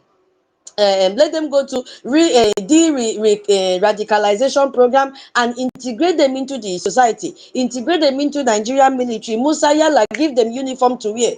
And Musa will say, yes, sir. Because Musa does not have a say again. Why? They don't want to kill any of their brothers. They reintegrate them and then they send them to Biafra land. And we said no to this. Because a terrorist is captured, sent to rehabilitation camp, they are given money, they give them vocational training. And what is this vocational training? How to handle AK-47. Because I've never seen any Fulani terrorist that has come out with a skill than the skill of how to shoot. I have never seen any of them. Vocational training involves you can learn how to be a welder, you can learn how to be a tailor. I don't know, I did not go to school. My co-host, is it true what vocational training is all about? You can learn how to be a fashion designer. I need help, or maybe I'm wrong when we say vocational training. Yes, yes, Is you're it right. correct? Yeah, it's You are correct. So correct. You are have you correct. seen any repentant Boko Haram opening a shop that and showed you that he learned how to do salon work or learn how to sew clothes? Have you seen any of them, please? Even to become a cobbler, sef, I have not seen one. Okay, thank you so much, my brother. The It's only always vocational training, straight to the army very or good. police. I have never seen, but they are quoting huge amounts of money under vocational training. So the only vocational training they have or they have received is how to handle AK-47, is how to chop the neck of Christian Biafrans, is how to pieces you, cut you, chop you viciously according to Donald Trump, which is true. They learn how to slaughter you. That's what they do. They learn how to rape you. That is the only vocational training that is happening there. And who is their instructor? Gumi? Gumi is their instructor. They learn how to use satellite. They learn everything inside their vocational training. So when they finish going through the vocational training, they release them. And what happened next? They go back to the forest and rejoin their so-called brothers to expand their group, to expand their numbers. That is what is happening there. And the government will celebrate that they are repentant terrorists. The Christian communities living near these people, they continue to live in fear. So when this idiot now, this terrorist called NSA, calls them brothers, he confirms to Christian that the government sees these fighters not as criminal to be punished, but as wayward sons to be welcomed back like prodigal son. Welcome back. There is no justice for victims in this model, nothing like that. They continue to pamper them, and the victim is forgotten. So we said, no, we can never accept these people to be our brothers, nor our sisters, nor even relatives. We must leave Nigeria. We said no because the government has abandoned Christians completely. When government refuses to protect you, you have two choices to make. Either you flee or you fight. That is why I have problem with Biafrans. Some of us, majority of us that turned up during referendum, more than 50 million Biafrans voted for their referendum. Why did they run away?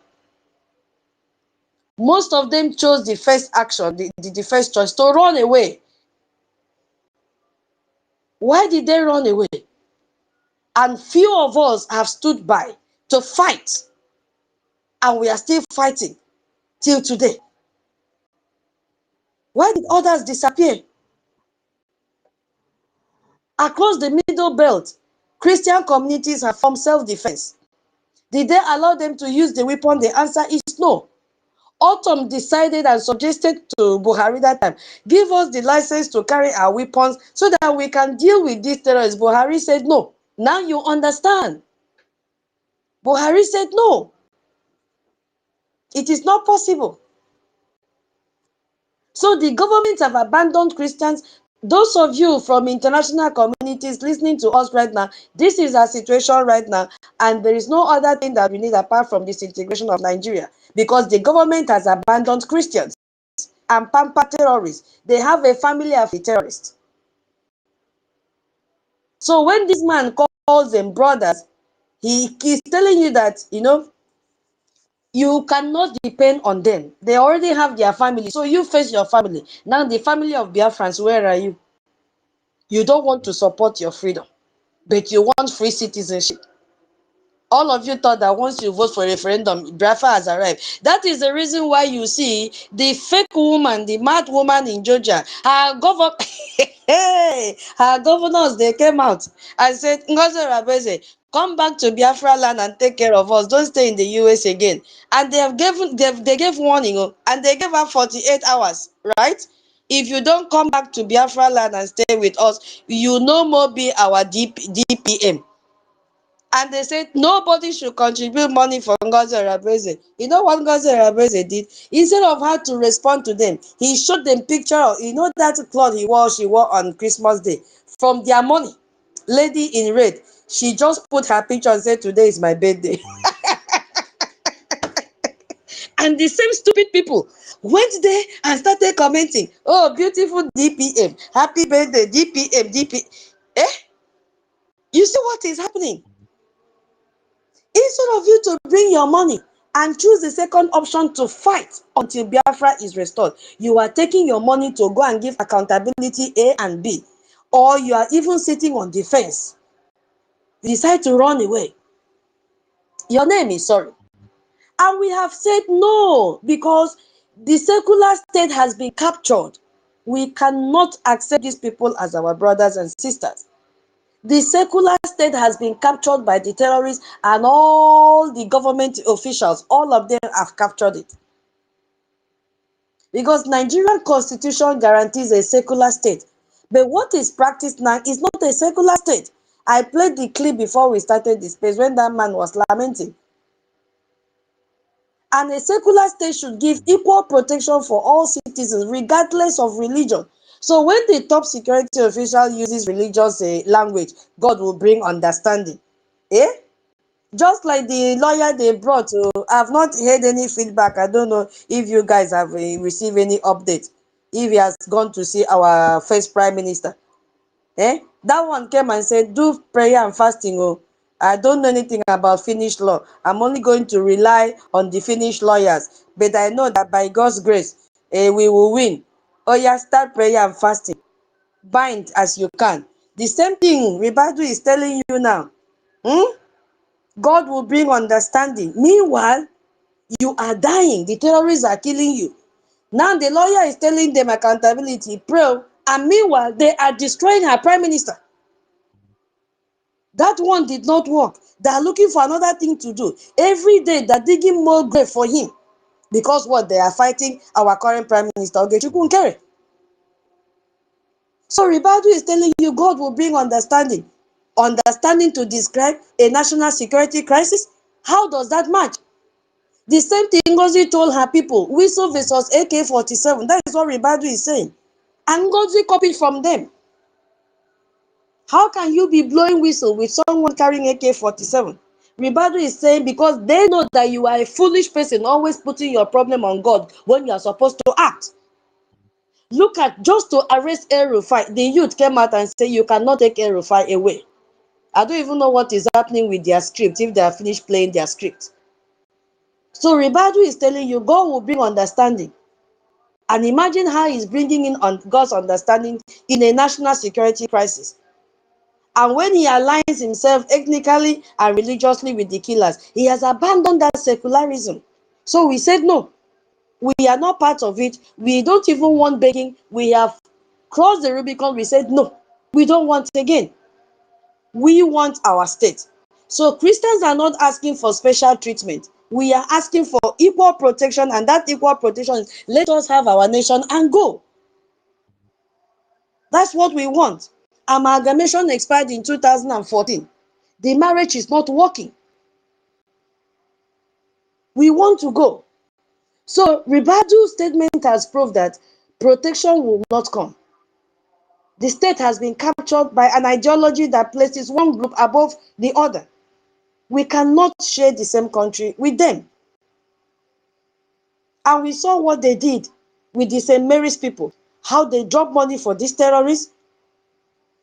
The government, who even after giving the money, they denied that they paid the ransom. Ribadu himself presided over the official handover of the release of those children in December, presenting it as a security operation victory. You see how they lie. This same Ribadu,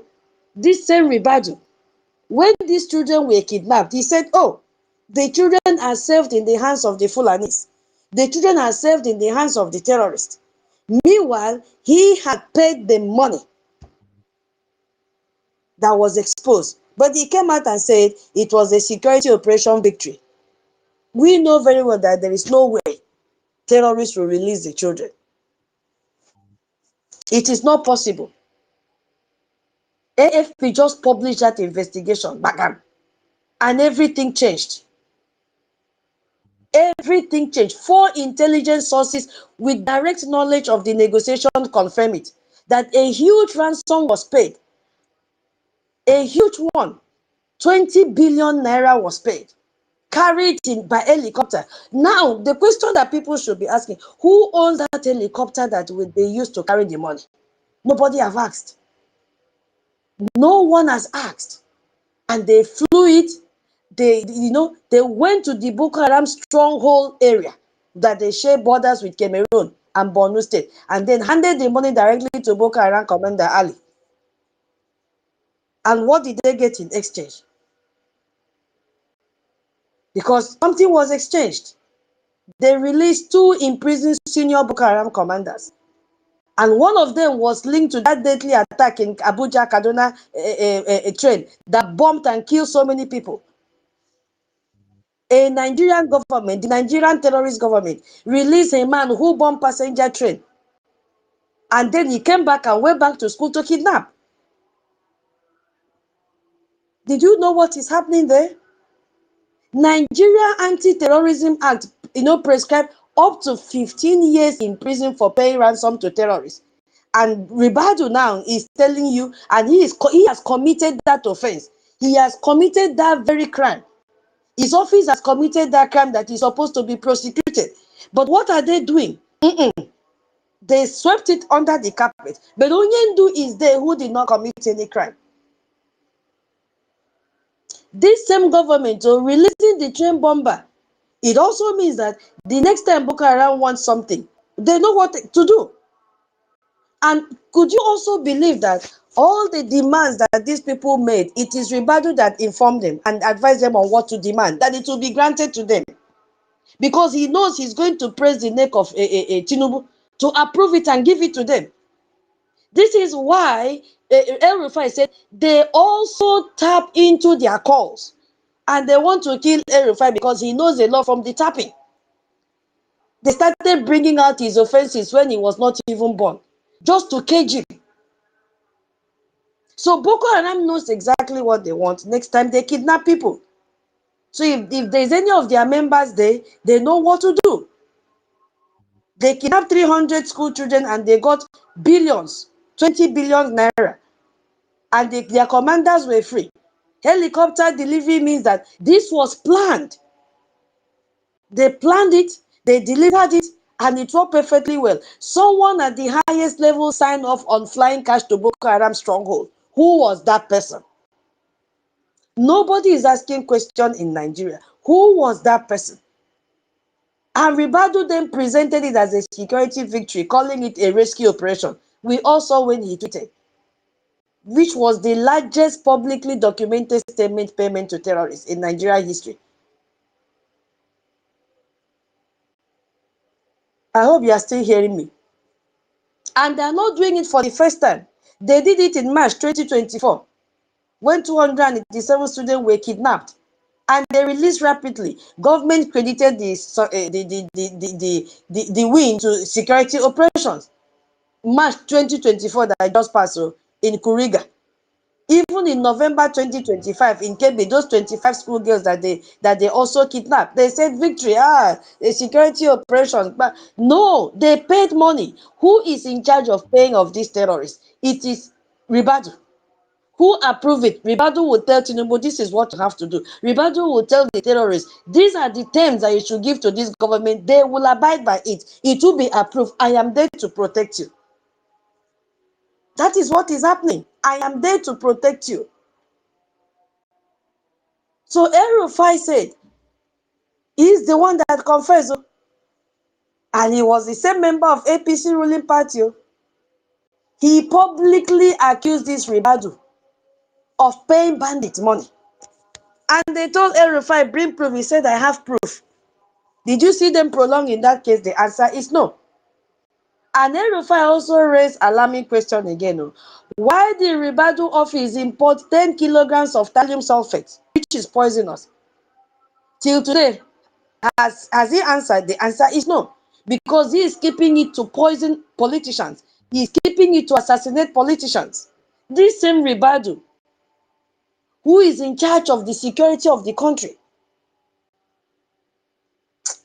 We don't have time to dig into this man very well because it is not something that will just stand high and do it. I don't know if any other person will continue with this space tomorrow. So they are using this rehabilitation thing to a money-making machine. And Nigerian profit in it. They have spent billions of naira on terrorism rehabilitation program, what they call a de-radicalization centers. They have built it across the northern state.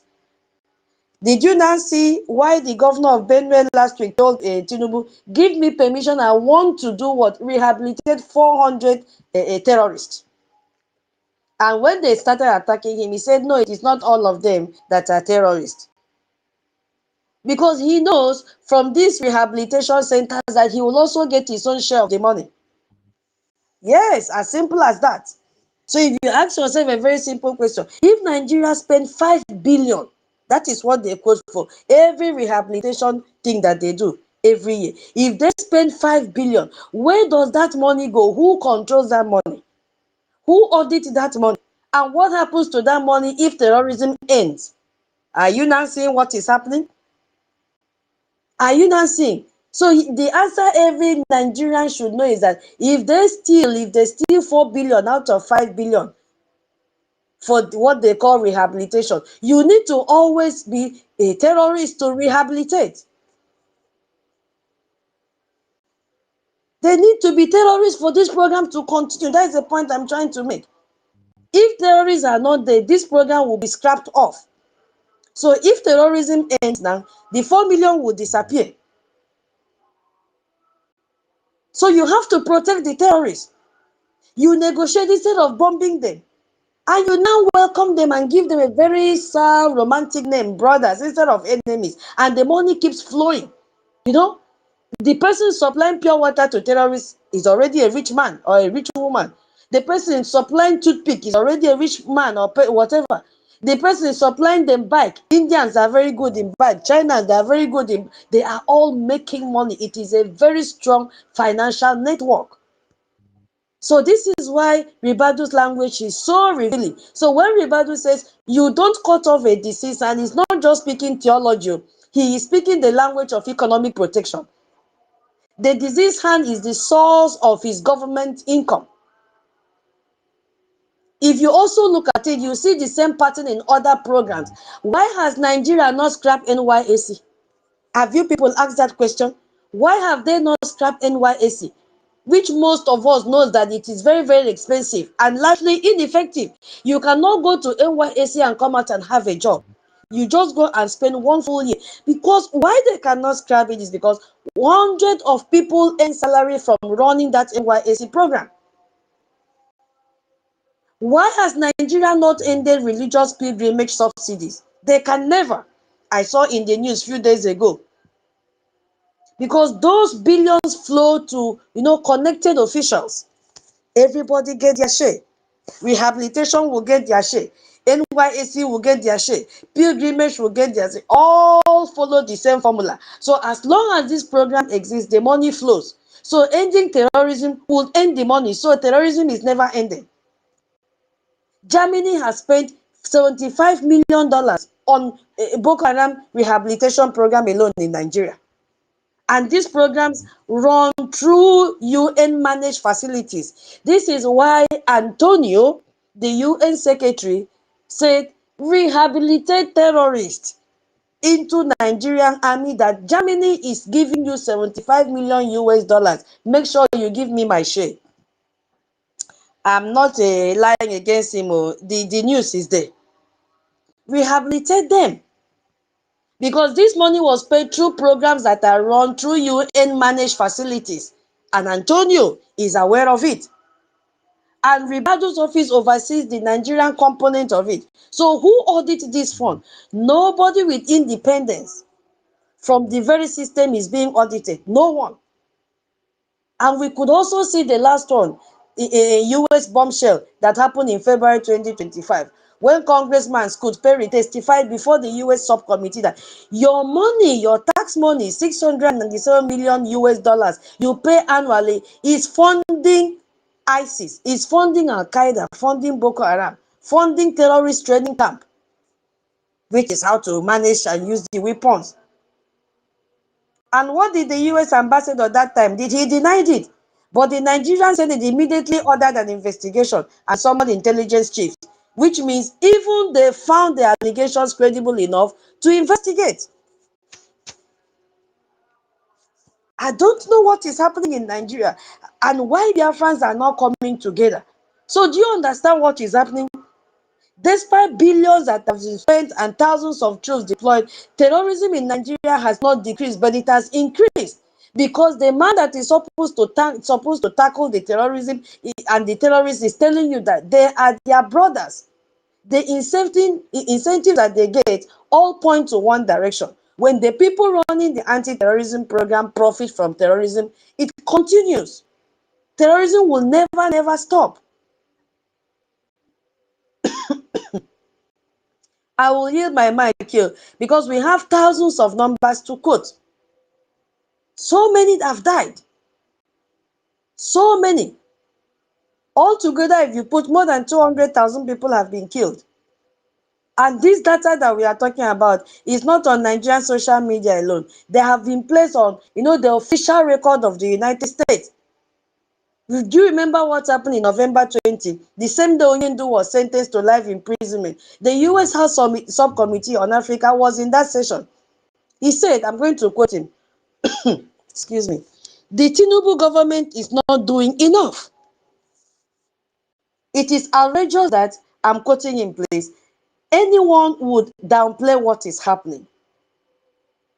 When Americans are political prisoners, judicial defiance, and the slaughter of Christians, they ask, why would our tax dollars support governments that refuse to protect their own people? Is aid aiding genocide?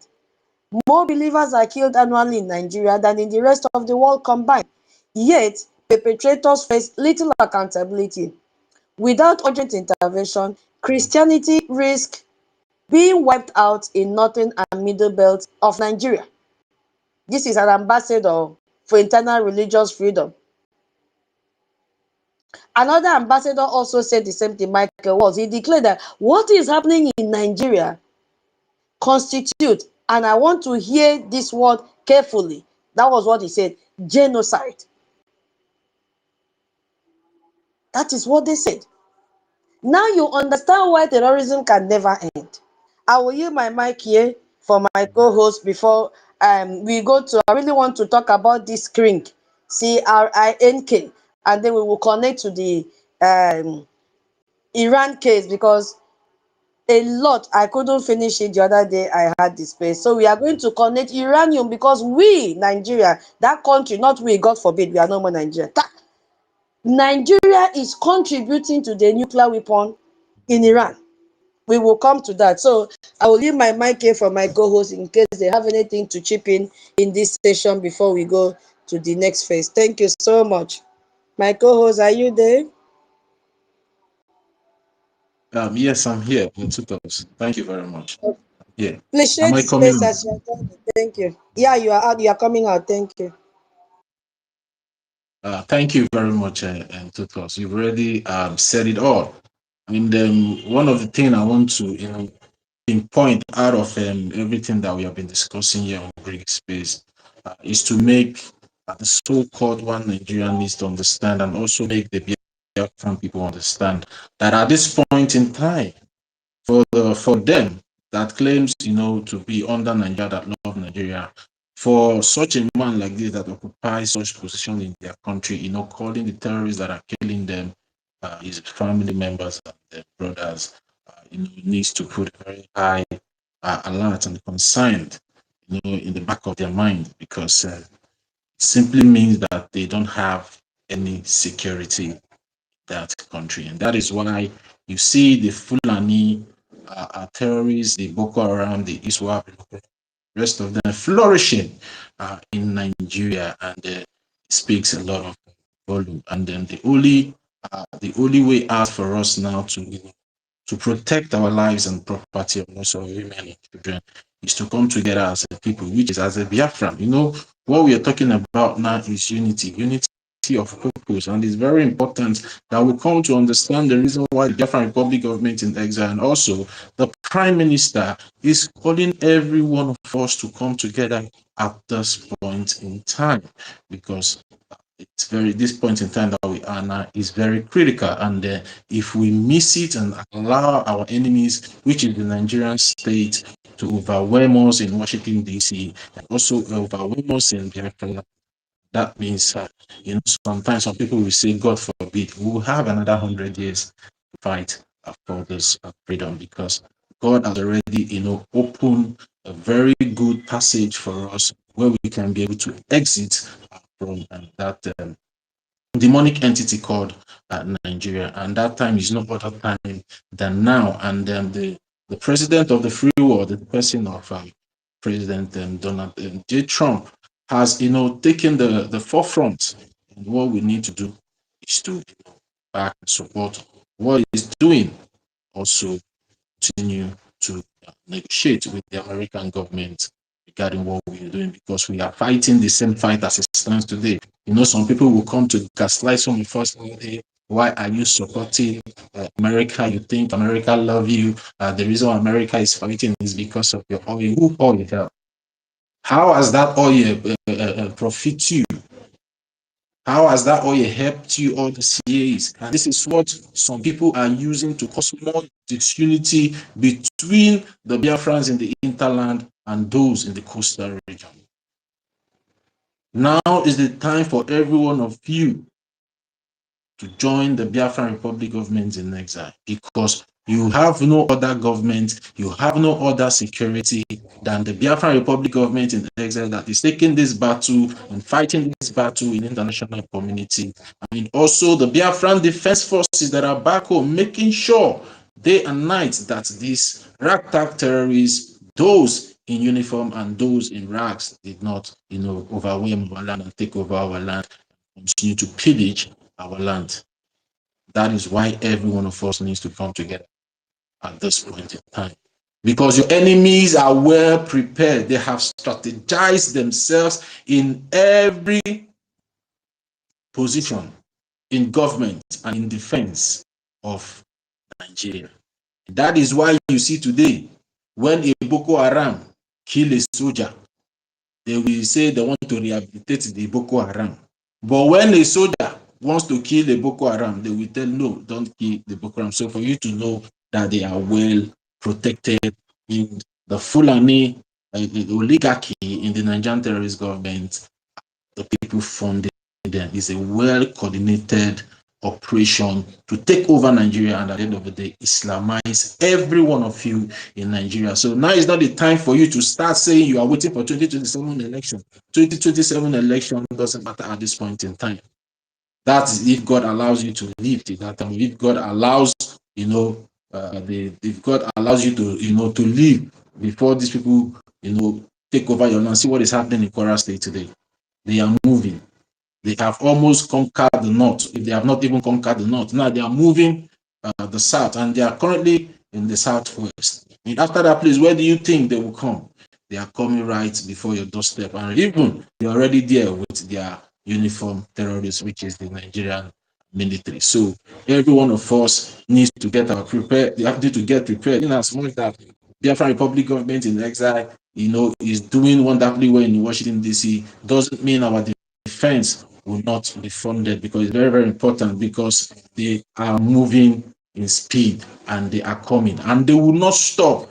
Even though if these people, they are ready to even challenge America tomorrow in the battle, for you to know how determined they are. I'm telling you, many of us should not be ready, but we know that they will be crushed like, but they are ready to protect that their ideology of that their forefather Usman Dan Fodio ideology, that Nigeria belongs to them, and they have sworn to conquer Nigeria. And there's something I want to even ask. Maybe some of us are even aware. Do every one of us are we aware that in Fulani, in their culture, you cannot blame your fellow Fulani, even though if you see that Fulani, your fellow Fulani cutting someone's neck, you will not tell him to stop cutting that neck. Are we aware? I hope some of us are aware in their culture. Now, check that people that have that type of mindset. As long as you are not part of them, if they are cutting your throat, if another one is there, he or she will not say anything. If he or she says anything that what that fellow Fulani is doing, that Fulani will go and report them, and they will come and deal with them, even kill them. That is the culture of Fulani. And such ideology, such culture with such ideology is confronting you, and you think they are playing. Maybe what is happening in the north, maybe if that's not become a very good example for every one of you out there that is still saying that you're sitting on the fence, you're standing on that fence. Maybe when it comes to your doorstep, you will understand what the northerners are facing in the hands, the Hausas, what they are facing in the hands of this Fulani Islamic jihadists, and also the Middle Belt people, the Plateau people, the Benue people, what they are passing through in the hands of. You see the way they slaughter, they even tear the belly of pregnant women and remove the fetus in their stomach. How barbaric and how inhumane they can be. You think they are joking with you. Every one of us just needs to come together. That is what we're saying now. Because the ball court, and it now depends how we play it at this particular time point that we have. So I would like to hit back here because of time. So who stood us? So say 1 million, are you there? Say 1 million. Am I even coming out? Yes, I'm here. You are coming out. You're coming out. Yes, I'm here. So the same thing that I was also saying, even when I was giving my submission in the last space, because at this time, I believe that we Biafrans now, we're supposed to now begin to use our tongue to counter our teeth, because this is a very critical moment that you can see, despite our time differences and our schedules, we still find it imperative to make sure that we keep doing what we are doing here based on the wisdom that Chukwokike Abiyama has imparted in us to, bring all these informations, to expatiate more and give more reasons for our people to understand,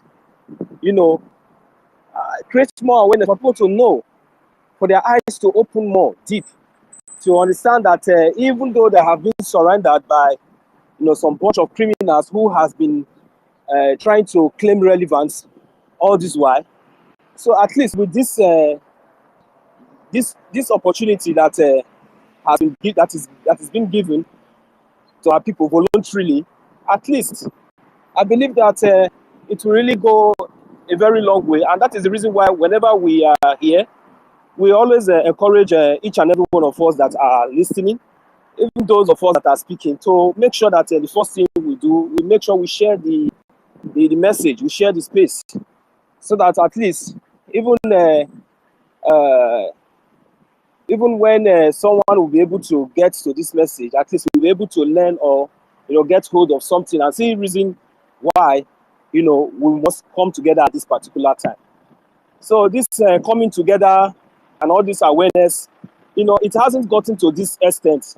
Even really when our leader Mazi Nnamdi Kanu was here with us, we know how he went to the United States of America and he was chanting and agitating, asking our people to donate, even if it is one a gemma, you see.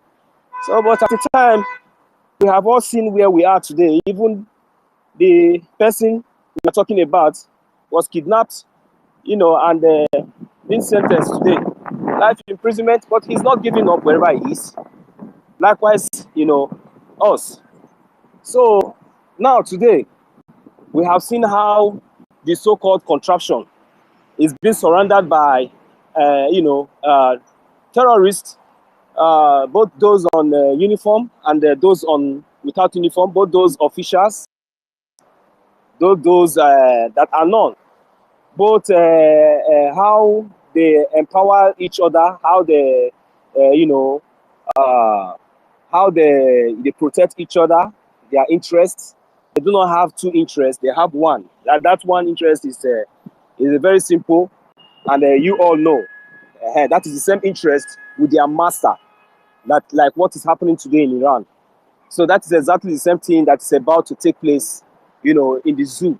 So, but just that we, the Biafran people, have stood our ground, despite that they have succeeded in getting some willing tools. Of course, they have been identified just by the grace of Chukwu Kikabiama, who has given us the wisdom, and the understanding to understand and to be very, very, very, very well prepared for a day and a time like this to come. It has never been easy. They have fought us in so many angles, even on the media. Like what Antitutus is doing, what our mommy Betty is doing, if we all can think back, we remember that there are some criminals who has been, parading themselves, and we were all relying on them, thinking that maybe without these people, I will not. You see, but today they are not there, and they are gone and gone forever. So that is one thing that so many of us that are here today should think or look back and learn from it, so that whenever you are here, make sure you are here. You can never be here or neither there. This is the time for us to come together. This is not time for relevance. This is not time for me to speak too much English. So, me, myself, I'm just being myself, and everyone here is being themselves, and we are doing everything that we know we can do. It's just for our people to pay attention. Pay attention. We have so many opportunities that we never had before. We have so many advantages that we never had before. And how can we utilize this advantage? How can we utilize these opportunities? It's not just by talking on the social media and that's all. It's not just by gathering yourself on one platform. No. That's not the thing.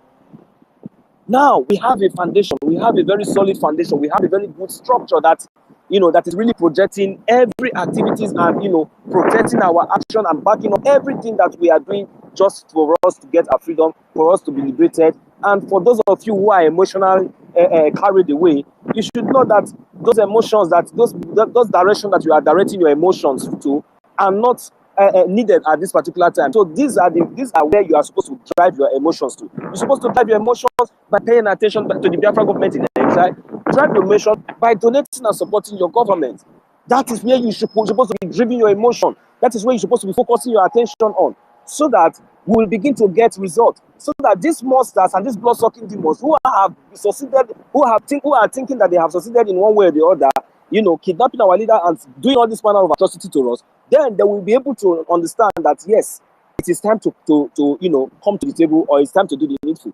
But when you focus your emotion on on who is already captured, who they kidnapped, that cannot do anything, that is even depending on you, that depending on me.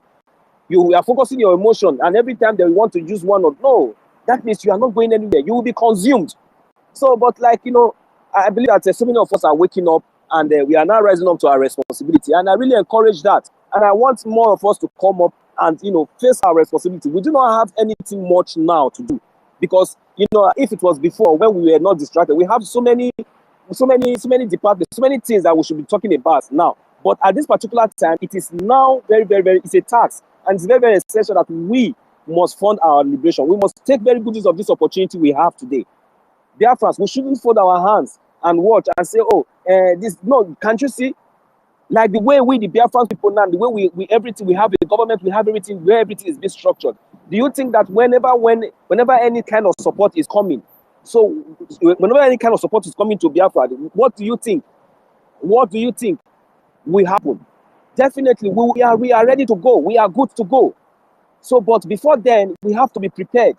If you are not prepared, that is the reason why it seems like Iran now, what is going on there, if they were really prepared, even though they were not prepared.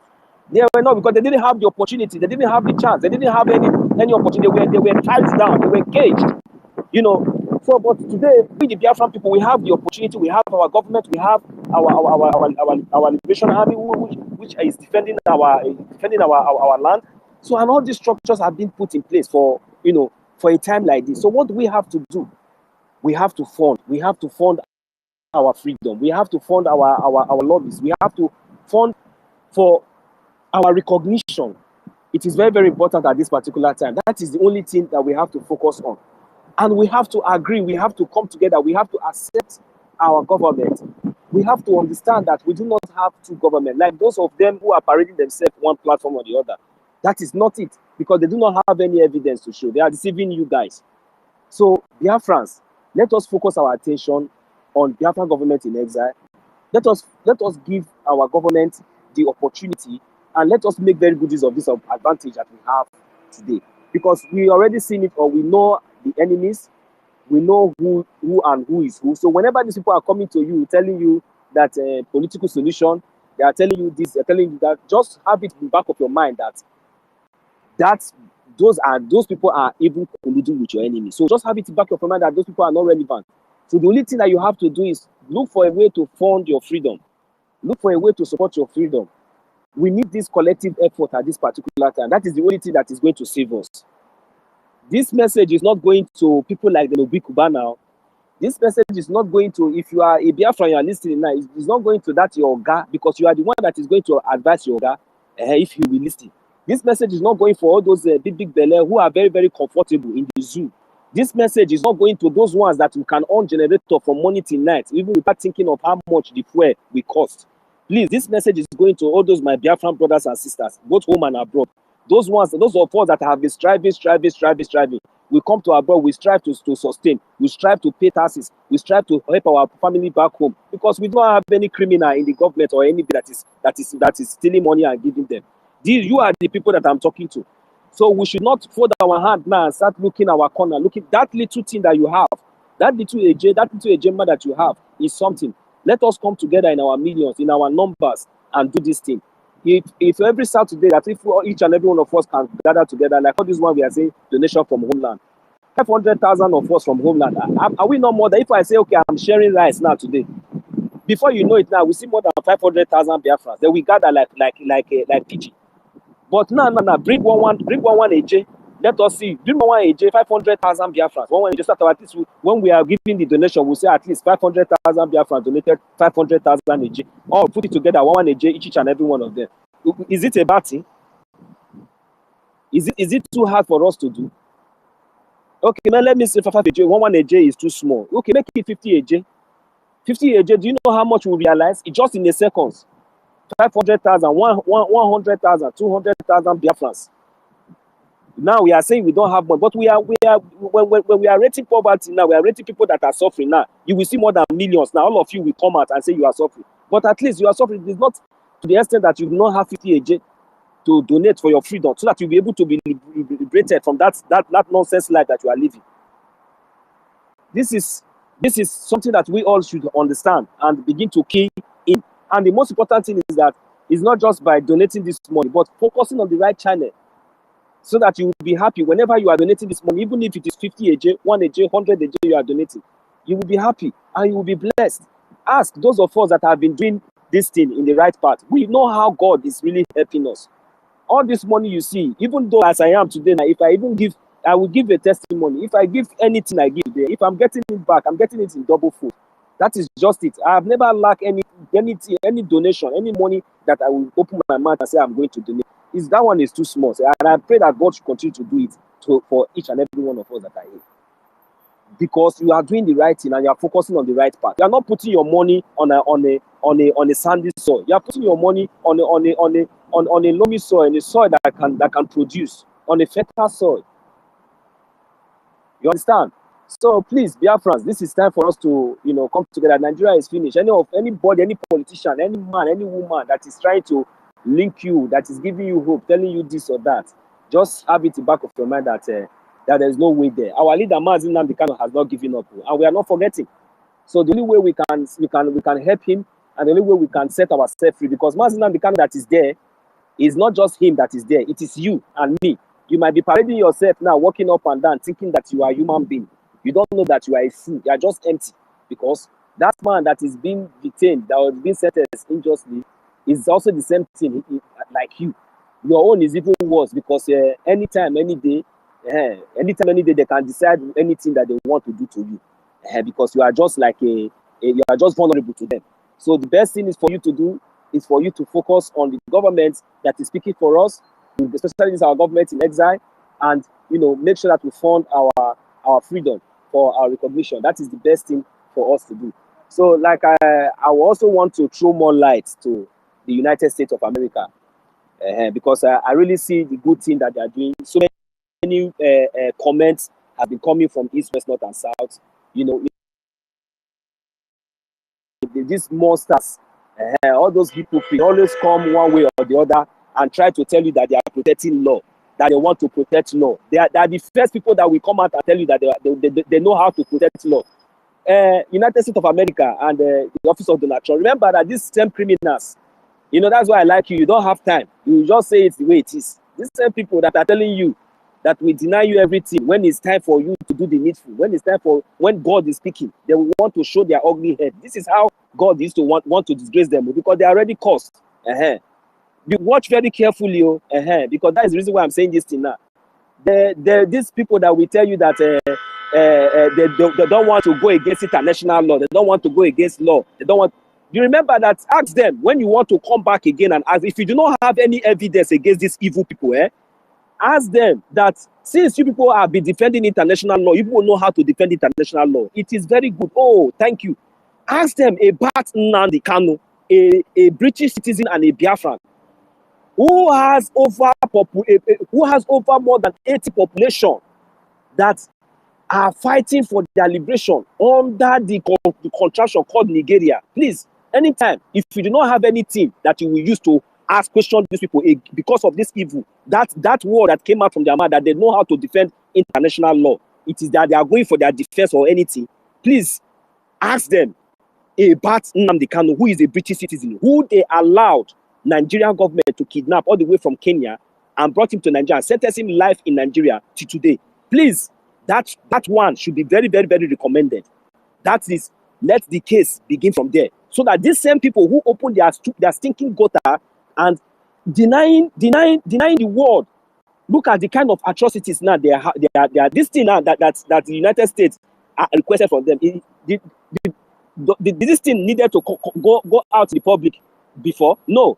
But now, after some criticism, now you want to go back and no. They should watch these people very, very well. That is the only message I will just chip in to the United States of America, because this whole evil is getting too much.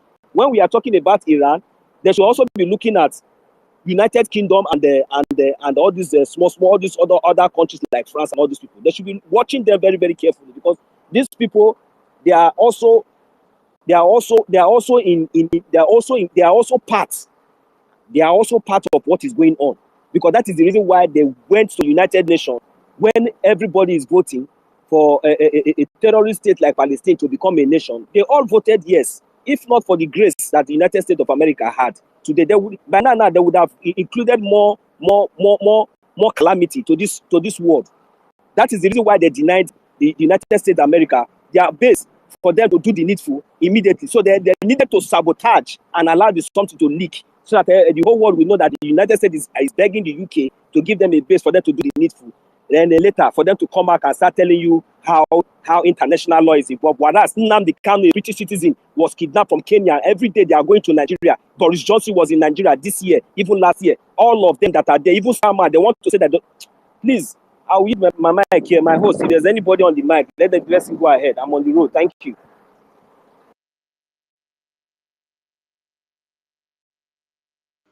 Thank you so much. All I right. will, Okay. yeah, I Okay. will end this space now. I can't continue. Thank you so much, my co-host, for your submission.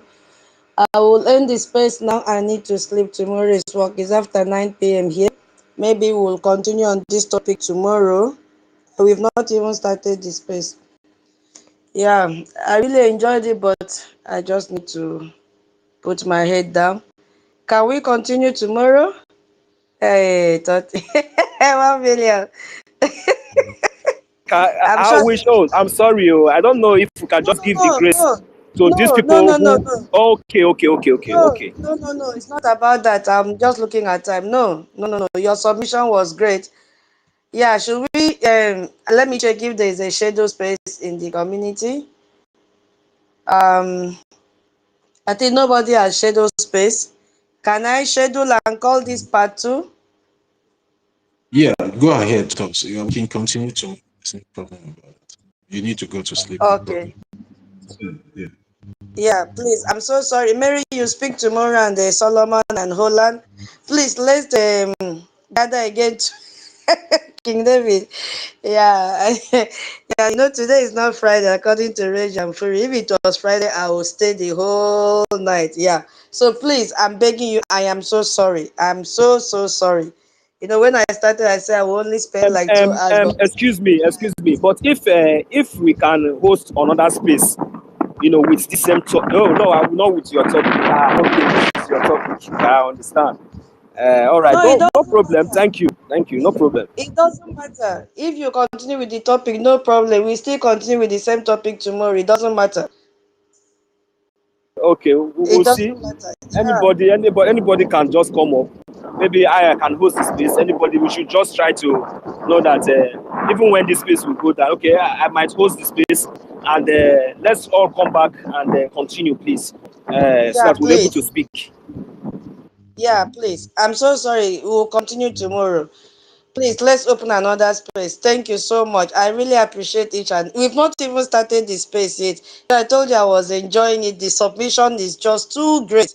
Very, very educative and informative. Oh my God. But nature. Let's meet tomorrow, same time, 3 p.m. Biafra time. And then we'll just round it up. Thank you so much. Hey, my co-host, I love the combination today. Chai. Let's meet tomorrow. 30, 1 million, King David, Mary, Onyenye, everyone, Holland, Mama Betty, everyone. I'll reschedule the space again tomorrow and then we'll meet again.